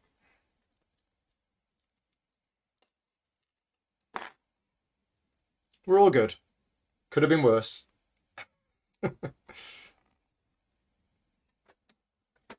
There's me hammering it in, and everybody in the chat is telling me to stop. Yeah, I don't know if there is any way of people being able to alert me, apart from ringing the phone number. But then I don't want Vicky being bothered while I'm in the middle of doing a live stream, so I don't think there's any way of doing it, because I have all of my notifications turned off for other stuff. Again, the fix is you have a little icon on that side, or you say this side up, or something like that, and that will stop idiots like me from making mistakes. Because that is an easy mistake to make, I think, especially when you start getting tired.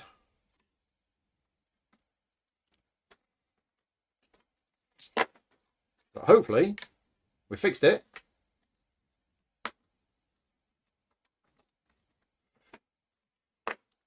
There we go.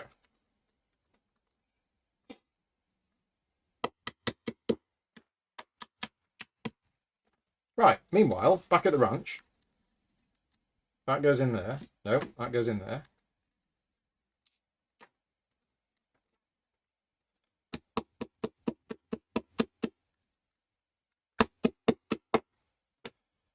The other A piece goes in there.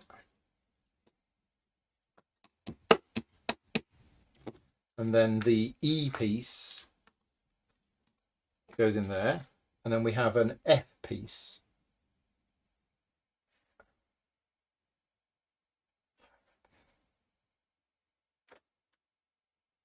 See, I don't know where it goes.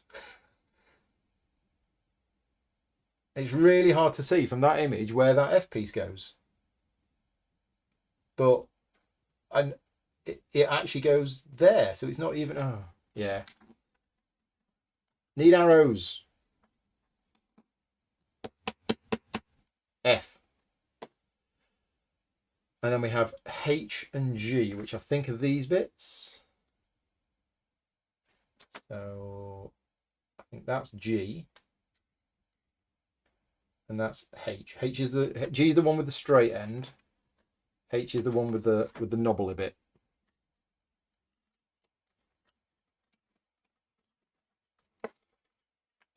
This bit's going to look great when it's finished. Okay. And then the side bits. So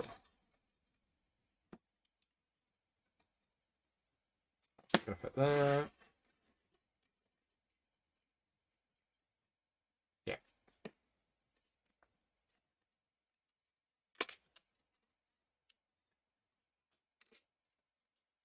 And then sometimes it just pushes on really cleanly, like that. And let's see, it's going on here.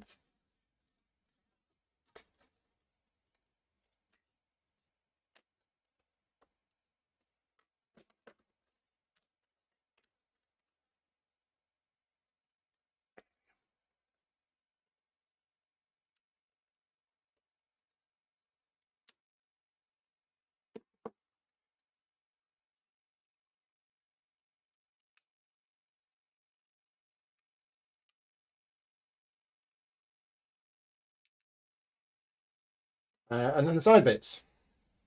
So let's see if these are right. That looks like, I mean, it's got a number 1 on the side.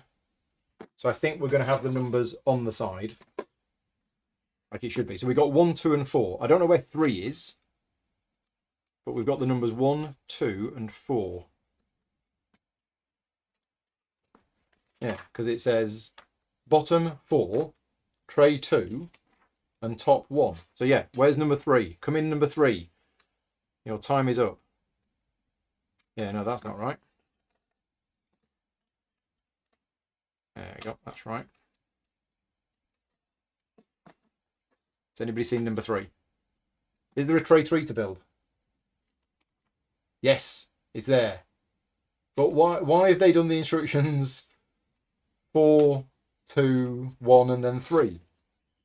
Maybe there's some strange coded order to things. Okay, this one's going to be fiddly to get in, because we've got to line it up with these tiny little holes.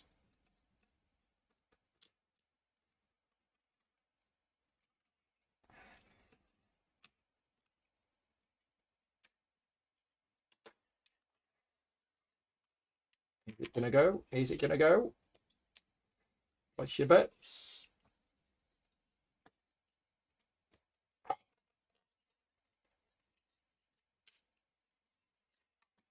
No, not going to go.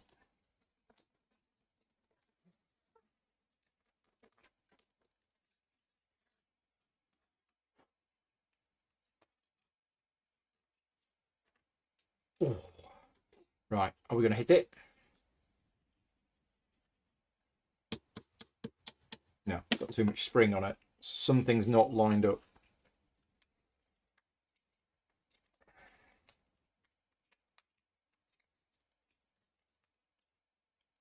Sorry, I'm having to bring it off camera, but... Okay, no, that is not going to go in there. Yeah, that notch there is way too big for the hole. That's never going to go in. So,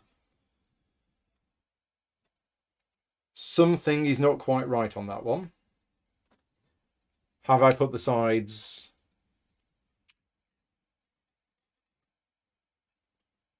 No. C is on the wrong side. If we look at that, it should be that way round, and C should be over there. But C doesn't fit over there.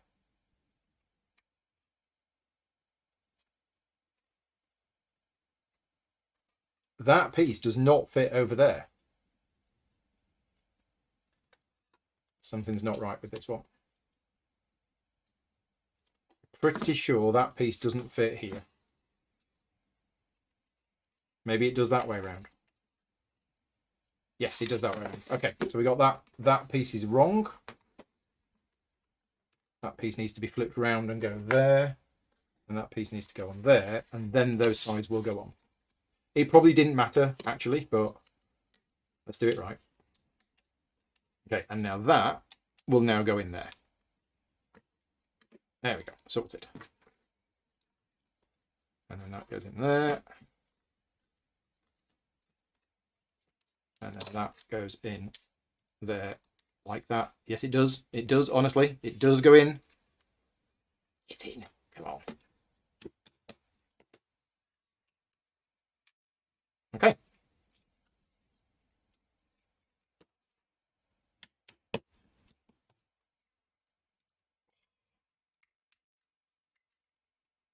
you will go in.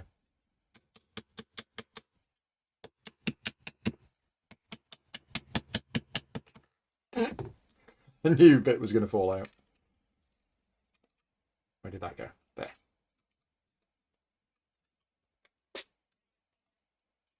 Hey, we found a bit that might need gluing. Finally, there is a bit that might need a bit of glue. So, last piece to put on the side, which is going to go on here.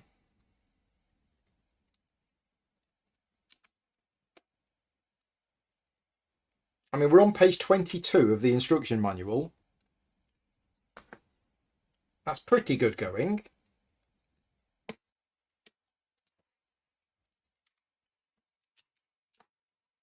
That didn't sound good, but nothing's broke, but that sounded like something was breaking and cracking, but it wasn't. We're in.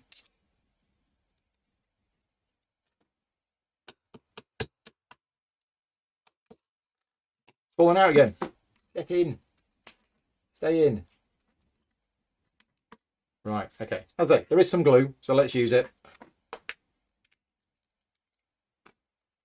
I'm going to put it on there and there. You don't need much of this stuff, and you don't want to put too much on because it will spread when you push the thing in. You really don't need much at all. It's PVA wood glue, so it dries clear. Done. Right. That is tray number 2.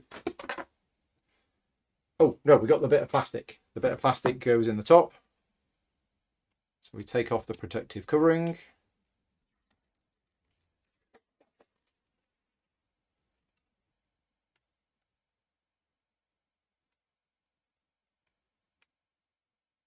I've got nails. There we go. And then that will slide in. Oh, it's a horrible squeaky sound. Yeah, horrible squeaky sound, but there you go. That's that one. Right, now on to tray number 3. Now this is a small tray, it seems. So we need pages 7 and 8. Here's 7. So we need all of the last pieces from 7. So that's another sheet down. What's that? 4 sheets out of 13.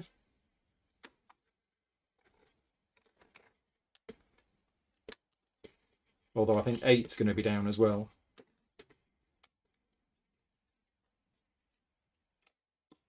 Okay, 7.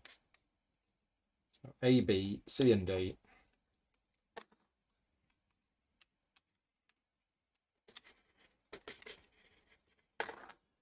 Right. Gone. And sheet number 8 is this one. And it's all of the bits from this as well. So yeah, that's 5 sheets down. Whew. Question from Brian.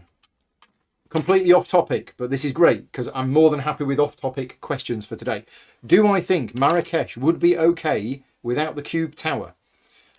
Depending on how it is constructed, it doesn't trap many caches. So first of all, yes, Marrakesh, I think, still works perfectly well as a great game without the cube tower. You do not need to use the cube tower, in my opinion. The second thing, and Marrakesh has come in for some criticism because of the cube tower. Now, that is because cube towers in most games are designed to keep a number of cubes in the cube tower. And the one in Marrakesh is specifically designed that it doesn't keep many in. So you might have 1 or 2 trapped in the tower at most. And that's by design. It isn't a fault with the tower. If you do flip the sheets of card over, they do trap more. But the game is designed that maybe 1 or 2 will get stuck in the tower. Not more than that. But that said, you don't need to use the tower at all. You could play the game without the tower and it still works perfectly well. So if you don't want to use it, you don't have to use it. But if you do use it, just be aware that not many of them will fall out, and that is by design. Good question. Any other questions? Monica's asking a question about Artemis Project. I don't know Artemis Project, so I'll have to let the chat answer that one. If anybody's got any answers to Monica's question in the chat, let us know. Right, let's get this the right way around this time.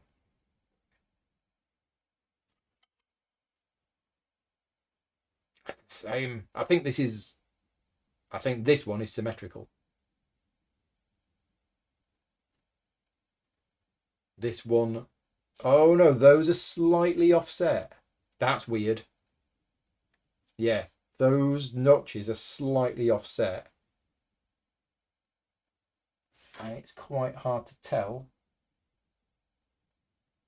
which way around it should go. I think it should go that way around. But what I'm going to do is I'm going to check that is going to go there. Yeah, that is going to go there. So we're going to do it this way round. Right, which one was E? God. 4 notches in the top. So this is E. E's going across the middle. Is it the same on both sides? Yes, it is. Corners are also slightly different. Are they? Oh yeah, corners are slightly different. Yeah, only slightly. Well spotted. But yeah, I think that's right. He says. Okay, E is in. Next, C's. Got 4 C's. 1, 2, 3, 4.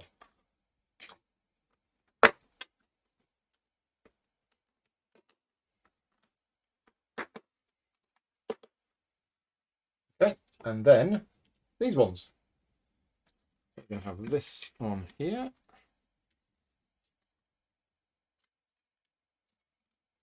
So PTFE spray. I don't know that. I mean, I've heard of PTFE tape, which is what you put round screw threads to make the screw thread tighter and more sealed. I think that's what PTFE tape is. Used in plumbing, or used to be anyway, back in the day.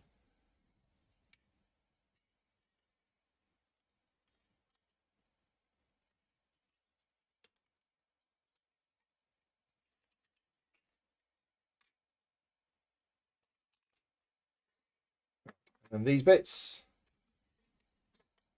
oh, these are going to be a pain to get on. I can just feel it.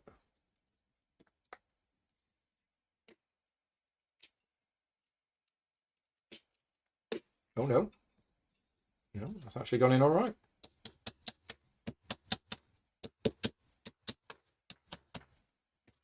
We are getting close to the end of this 4-tiered tray, which I said I was going to populate with components, but that would require me doing a lot of punching out, and I don't think I'm going to have the time to punch out and fill it, which is a shame,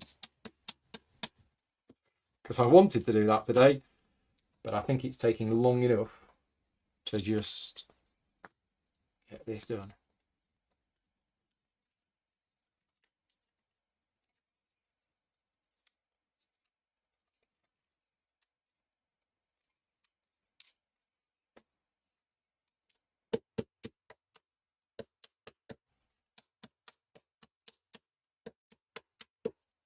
Okay.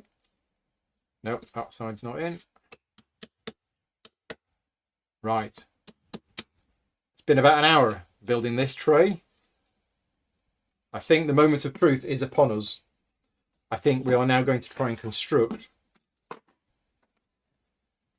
this multi-level tray. So number 4 on the bottom,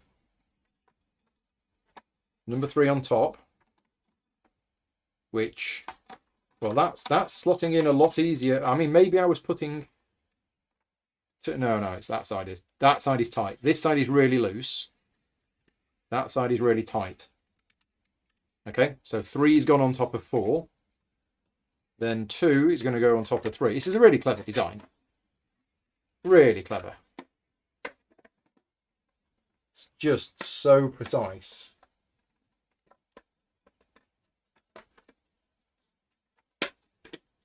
Is it going on? It is going on, right? So 2 goes on top of 3, and yet it's just a bit. Maybe because I've not put this together properly. I think this one hasn't been put together quite right. There you go. That's what's doing it. It wasn't quite as together as it should be. So that should hopefully now... Is it going to go? Is it going to go?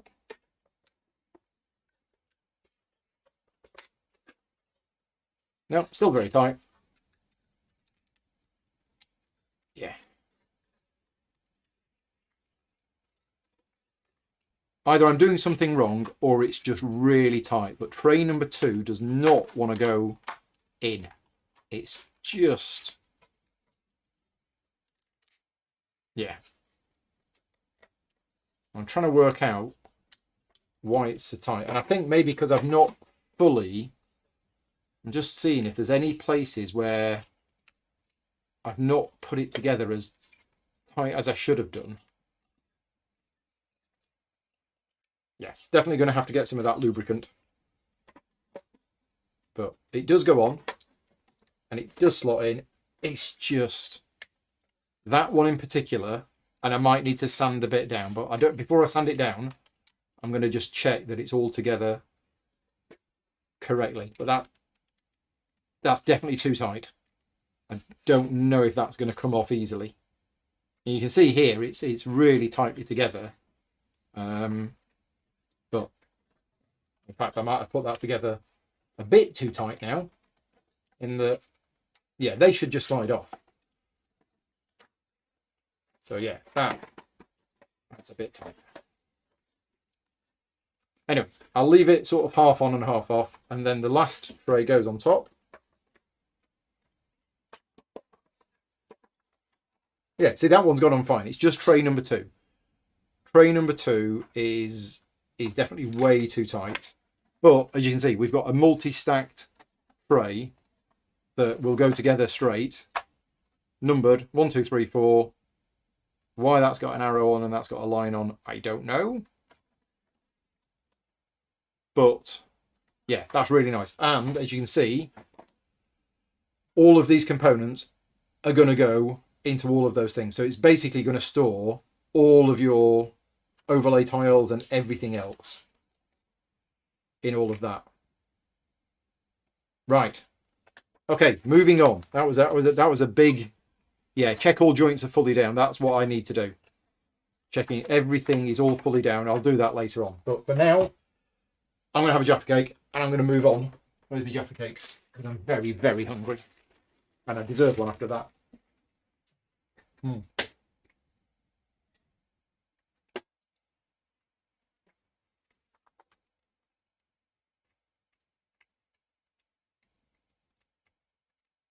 Right, the standee tray. We need number 10. Just number 10.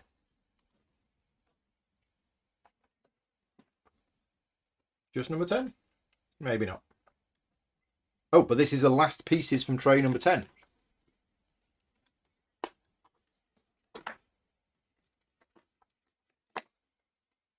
So that's another sheet down. What's that, 6? I think that's 6 down. What's also I'm interested in, and this isn't for anybody watching live, but for anybody who's watching this video later, did it take you less time to build it than it did me? I'm guessing yes, because obviously I've got the overhead of doing it on camera and making the odd little mistake.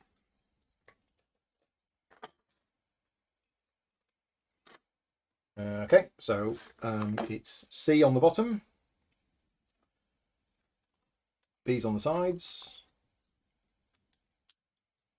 And after going from that really complicated one, it looks like we're going to one that's pretty easy to do.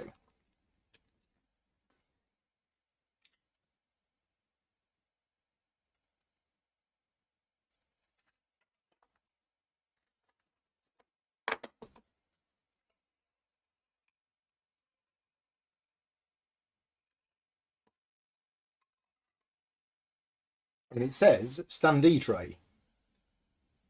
Oh, there's the... there's putting the thing together, tray 1, 2, 3 and 4. Right. I still don't understand why they did the instructions... What was it? 4, 2, 1 and then 3? That seems a bit odd. Why not just do them 1, 2, 3, 4? That would have made a bit more sense.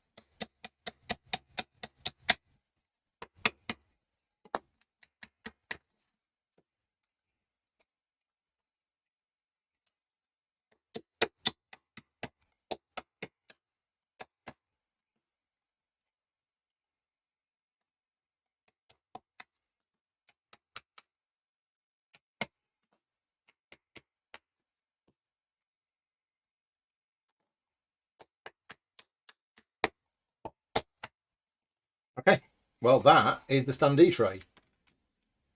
I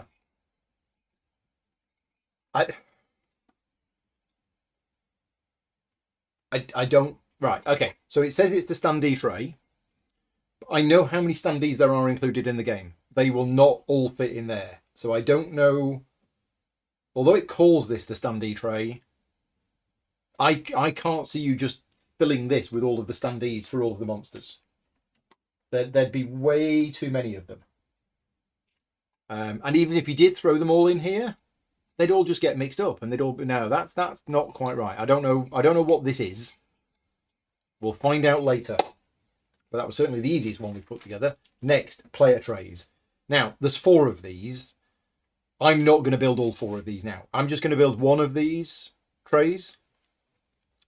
And then I'll do the other 3 tonight while watching the football. So, yeah, let's build one of the player trays now. So we need from sheet number 2 and sheet number 11. We need that little bit. So that's another sheet down. That's the last piece that we needed from there. So that's done. What's that? Sheet number 7, I think.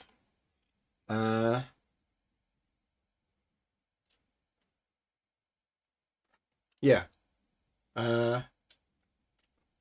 What else do we need? Yeah, the last piece from sheet number 2. That's 8 down. Sheet number 13, we need these 2 A's.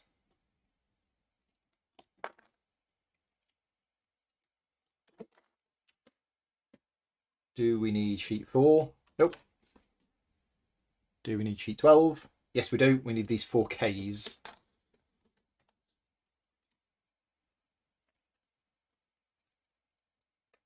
Oh, and that's it for this sheet as well. So we are getting close to the end. Unless we decide to do the monster box. But to be honest, this stream has gone on longer than I had thought. So I'm probably not going to do the monster box today. Maybe I'll do that as an extra bonus stream. Right, sheet 5, you do get two lots of sheet 5. And you need all of it. You need all of sheet 5. So I'm actually just going to take off. Because I'm only going to build one of them now. Is it for the standee bases? Chrissy says. Yes, very probably. That's probably what it's for. And that's about the right size. Good call. That's why I need intelligent people in the chat rather than me, who just gets confused. There you go. Standee bases is what it's for. Not for the standees. Those in the detail. So yeah, I'm not going to take out all of these because there's enough for 2. There's enough for 4 player boxes here. So I'm just going to take out enough for, I think, 1 player box. And see what we need. Watch for orientation. Yeah, we could have done with that instruction on some of the other sheets. Where's J? J is that. Okay, so let's do the first bit. We get an A. Yeah, I got the orientation correct. And we've got a J. So we've got an A and a J. Right, first bit's done. Then we need a B, which is this funny sheet. We don't need any more A's for now. We need a K. Now, which one was K? That was one of these. So it needs to be that way around.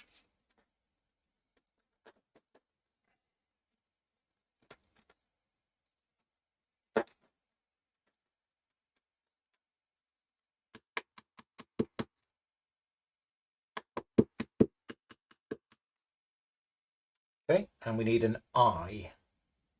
Have I punched out an eye? Yeah, I don't think I have.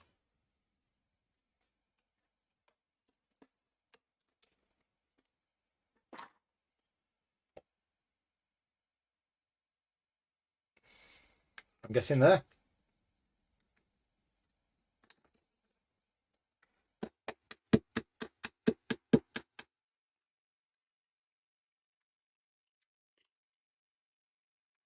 Quite gone down.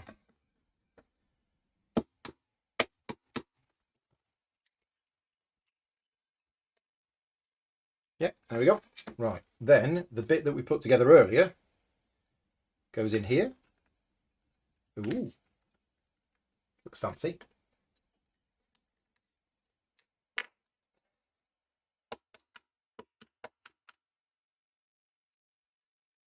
Okay, then we have a D. I think that's a D. Yeah, so D is going to go on this side in here.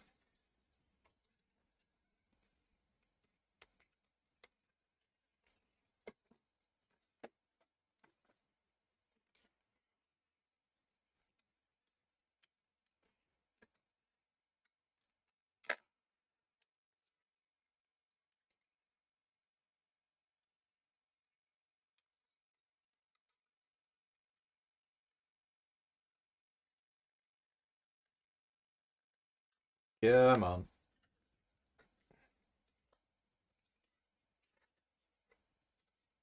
Just trying to line it all up. There we go. In. Right. D is in. E is one of those fancy clippy bits. It's going to go on this side. So the player trays have got lids, which is good.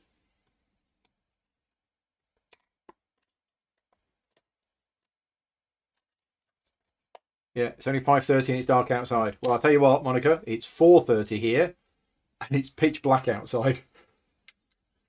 So, yeah, it's now getting dark at 4:30.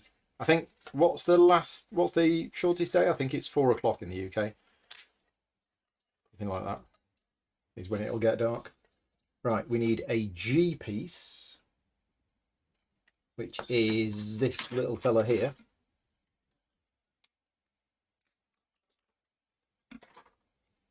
And the G piece is going...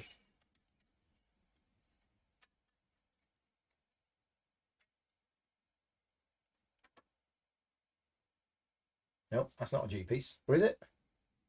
Yeah, that's a G piece. It doesn't fit there. I don't know where that's supposed to go. So it doesn't fit there. Although it looks like it should fit there, but it doesn't fit there. Maybe that's a C piece. Yeah, the C piece fits there. Maybe a G piece is a slightly different piece. The C piece fits there. That's the G piece.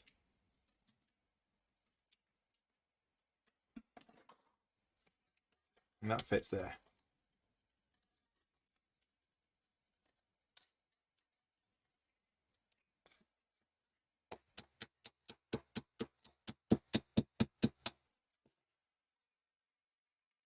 Whew.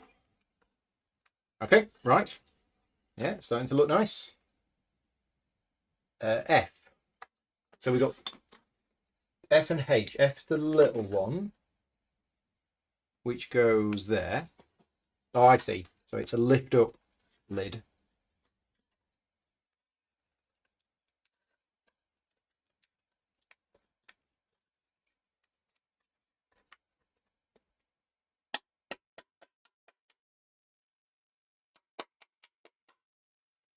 Yep. And then the big one on that side.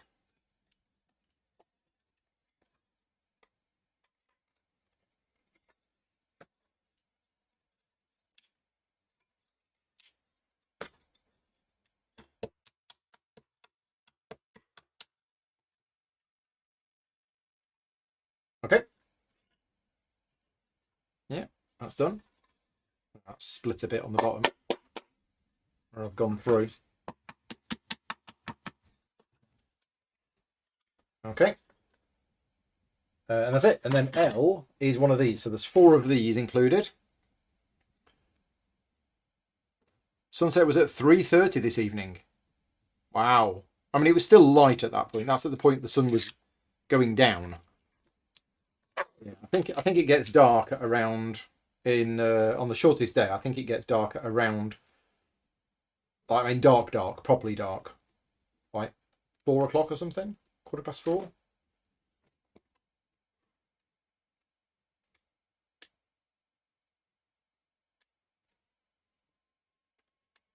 I can hear the sound of dinner being made downstairs.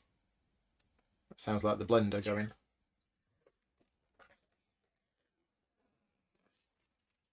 There we go. Right. Okay. So again, I'm only going to do one of these, but there are 4 to do. But these have been okay. So that slot's in there. I probably should have put that in first.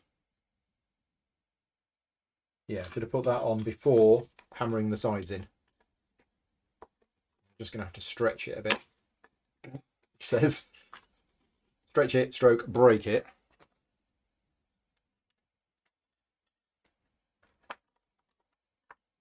There you go.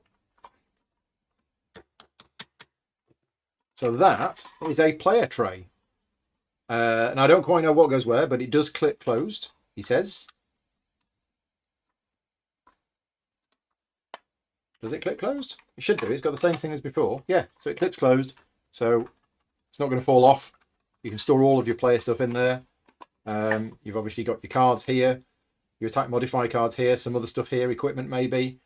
I don't know what you use that for. Maybe you could put your conditions on there, but I don't know. Yeah, I don't know what that lip is for there. Because you could put conditions on it, but they'd go underneath the plastic. So I'm not sure. But yeah, so that's one of the player trays. As I say, there are 4 of those. I'm not going to build the rest of them. Right, the monster box. So it's almost 5 o'clock. Oh, it's for the small round tokens. Ah, yeah, they'd go on there, but the concern I'd have is that they would just go. I don't know how you get them out. Yeah, if you put the small round tokens on there, you can't get your fingers in to pick them up. You'd have to do that, and even then, this is kind of getting in the way.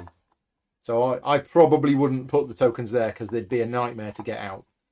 I don't have any other options for them, but yeah, I'd probably just put them somewhere else. It's nice, it looks nice, but yeah, I don't think it's practical to get them out there. But I don't know. We haven't done that yet. So that is it. That is it for the main insert, I think. Or is it? Because I've still got these from sheet 4. Have we missed a bit? Because it's now gone onto the monster box. And the monster box uses separate sheets from something else. But I've still got sheet 13. And that's the tuck box. I've still got stuff left that isn't being used. So I've got these. Sheet 13. I don't know where these are being used. Let me just go back to the start. Have we missed a sheet? So what's using sheet 13? Sheet 13 is that one. And we've used that and that. Yep. Sheet 13 used that. Yep. So what else uses sheet 13? None of that. Here. Ah, we missed a sheet. We missed a small card tray. I say we. It's totally on me. So yeah, we've got a small card tray that we missed. I must have just turned the page and missed it. So we'll do the small card tray, and then that is going to be it for today. I can't do any more. I'm tired. I'm hungry. And yeah, this has taken a lot longer than I thought. Overall, it's gone okay. The instructions could have been better. Needed arrows, and there's a few errors. It needed arrows, the pictures needed to match, and there was at least one error, possibly a couple. What else have we got here?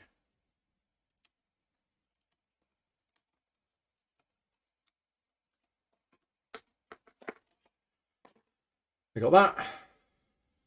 We need these, we got these. So when am I going to do the monster box? To be honest, I've already got a fully busy day tomorrow, but I'm going to do it tomorrow. So it will be a Patreon only video tomorrow morning.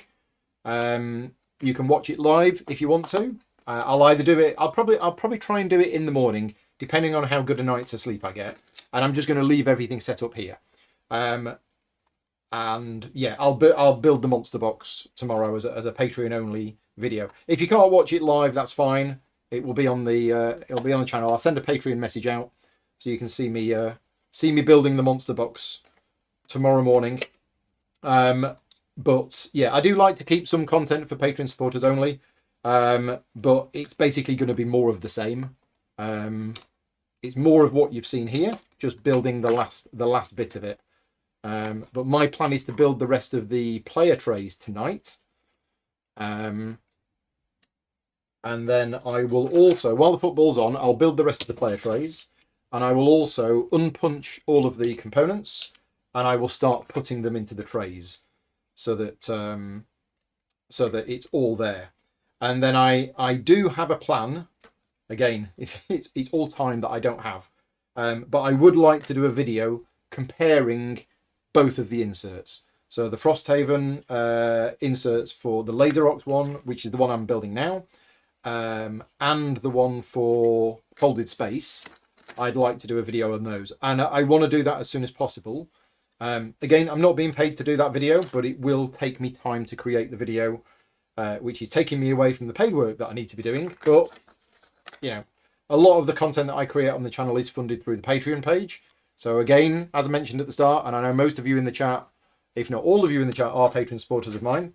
But if you're not a Patreon supporter of mine, then my Patreon support goes to funding the channel and allowing me to do things like this. Yeah, right. Let's build the small card tray. So let's make sure we get this the right way around. Which is C. Are these both C's? Nope. That one's C. Nope. That one's E. That one's F. Is that one C? That one's C. Right, so that's going there. I'm hoping the monster box isn't going to take 4 hours to build. Otherwise, my entire plans for tomorrow are completely screwed. I'm hoping it will only take about an hour, hour and a half. We'll see. We will see. Thank you, Mark, for the link to Patreon.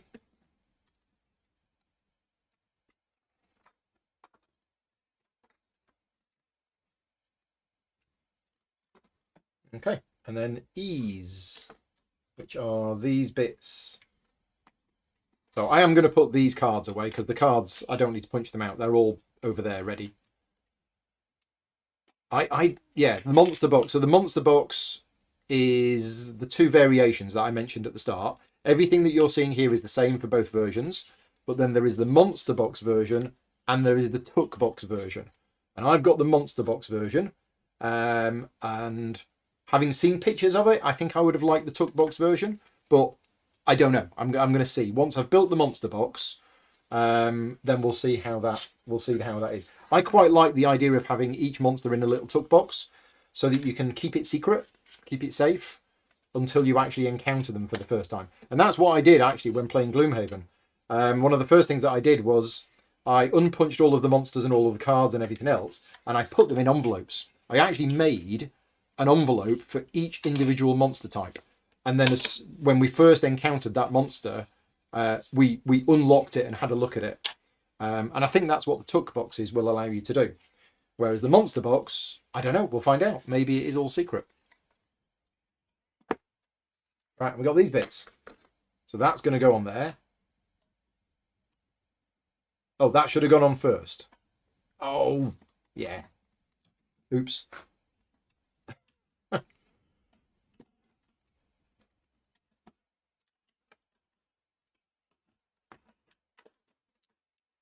Pat down.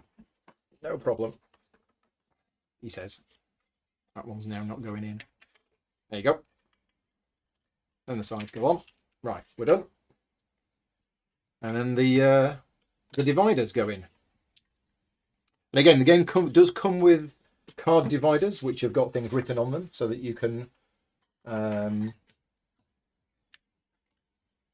easily tell which bits are which, because you have you know, available events and unavailable events and unavailable items and available items and all sorts of different things. I'm just going to slot these in randomly for now, but there is a suggestion of where things go. So it's suggesting big compartment there, little compartment, another little compartment, big compartment. Yeah, I mean, there's lots of these dividers.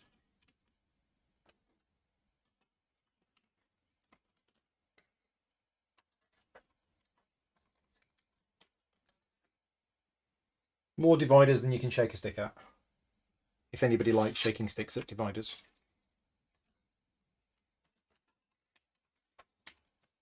Right, so small cards.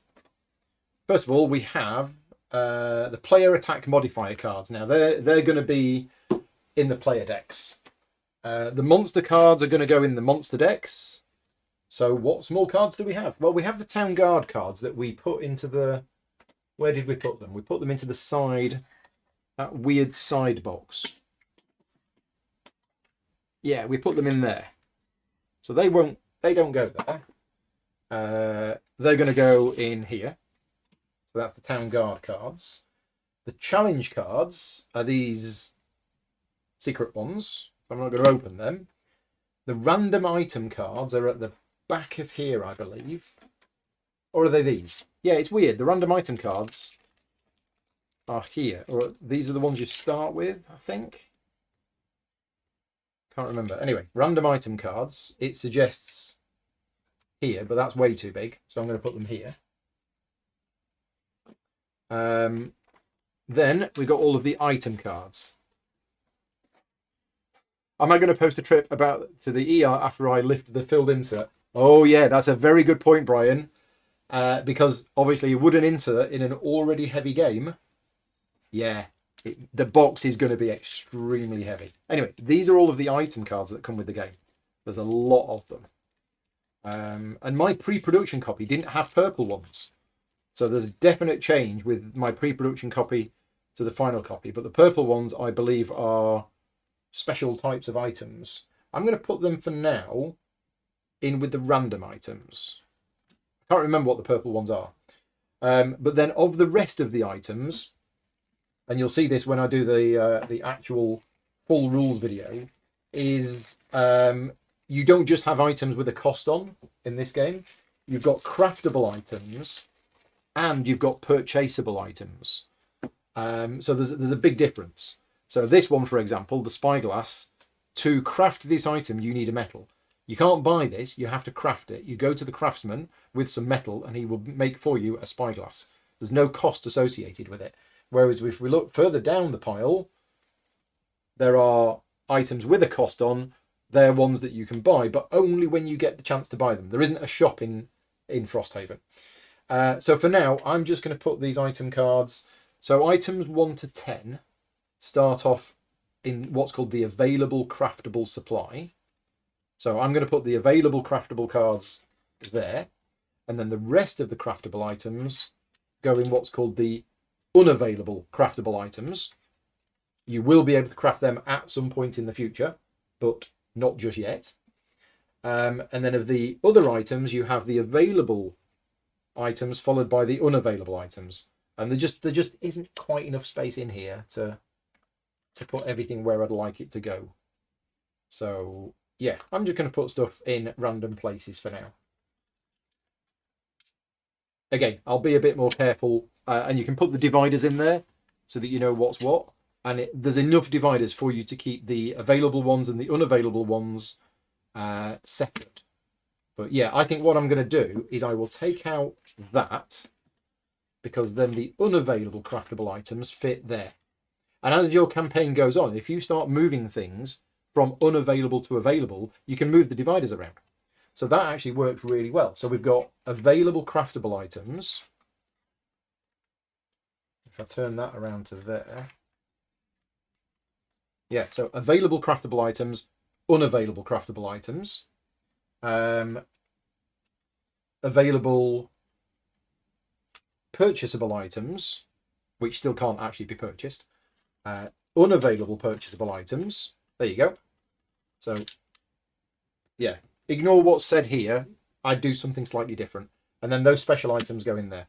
Don't know what's going in here, but there you go. That's that. Now, these don't come with a lid. So the card trays don't come with lids. I hope that if you knock this sideways, stuff's not going to come out. I don't think cards generally do come out. But I think that's it. The only bits of wood we've got left are for the card trays. So we've not got much. We've got the player trays. So we've got the player trays left. What was this? Oh yeah, damage tokens. Damage tokens. And then yeah, I will, as I say, once I've finished it, and I'll do the monster box tomorrow. There's a piece under the book. Yes, this. Oh, there's another one. There's another divider. Thank you. More dividers. Is it going to go? Is it going to go? Yeah, there you go. So yeah, so the monster box, which, as I say, I'll be doing tomorrow as a Patreon-only stream. That will be, so not those sheets. It will be, where's the monster box sheets? Put them here. Yeah, put them here. So to give you an idea, it's presumably the lid, and then it's 6 sheets. 1, 2, 3, 4, 5, 6, but there's some big things on those sheets. So I reckon hour and a half. Yeah, maybe an hour and a half tomorrow. And it looks like it's one of these big containers, so you'll have the monsters in individual compartments. And presumably the monsters will go with their cards and their standees. Yeah, so I think it'll be cards and standees. Oh, and their little initiative marker as well. And then they will all stack up in a similar way to the other ones stacked up. So I'm hoping that they're not as tight, with then another thing on top. So it's 5 layers, basically. Yeah, and then there is a storing plan of what you can put where. And then if you've got the tuck box, it's that instead, which is basically a lot less wood. Yeah, it's a lot less wood. It's basically a wooden tray like that, and then cardboard tuck boxes for each of these. So, yeah, right. We will see. So yes, tomorrow I'll be building the monster box, and then at some point next week, I don't know when I'm going to fit this in. I will do a video where I will have both copies of Frosthaven on the table, and I will compare the Laserox one, which is the one I've built today, to the folded space one. Again, just comparing the two, because I've got both of them, and I think people are curious to see both of them side by side, and possibly the advantages and disadvantages of each. Certainly the folded space one was easier to put together. The instructions were clearer, and it was a lot easier to put together. This one was a lot harder to put together, and the instructions weren't as clear. But the end result of this one, obviously, it's wood, and it looks fantastic. And the folded space one does look nice, but again, this is going back to what we said at the start about a wooden insert compared to a foam card insert. The wooden insert is obviously the better quality one, but it has the price tag to match. So, will it all fit on the screen? It will all fit on the screen, because I will zoom out, and I can just about get both copies of Frosthaven on this table, I think, side by side. Now, when I open them up and start taking stuff out, maybe not, but we'll do that one at a time. Anyway, we're all done. I just wanted to say before I start, and I know I've mentioned this a couple of times already, but a big thank you to all of my Patreon supporters. I've basically taken this afternoon off from having some personal time in order to create this content. And the reason why I've done it today is that I've got a fairly busy week ahead, and I didn't want to have to try and fit this in during the week, because it was going to obviously mean I'd lose out on a day. As it is, I didn't manage to finish it, so I'm going to have to do some stuff anyway. But this December, I'm doing a lot of videos which are not funded. So, like, did 2 videos on Friday, which weren't sponsored. I've got a whole games day coming up on the 10th of December, which is, yeah, next Saturday. So in 6 days' time, got an entire games day. We'll be live streaming 3 or 4 games, none of which are sponsored. And then we've got another games day the week after, and then I've got 2 days of all solo gaming, which again is not sponsored. So it's all thanks very much to my Patreon supporters that give me the ability to do all of this. So yeah, thank you very much. And I'll speak to some of you later on anyway. If anybody wants to come round and hoover up this mess, then feel free. There's a Jaffa cake left in it for you if you're interested. But anyway, for now, thank you very much for watching. Take care, and I'll see you all next time. Bye-bye.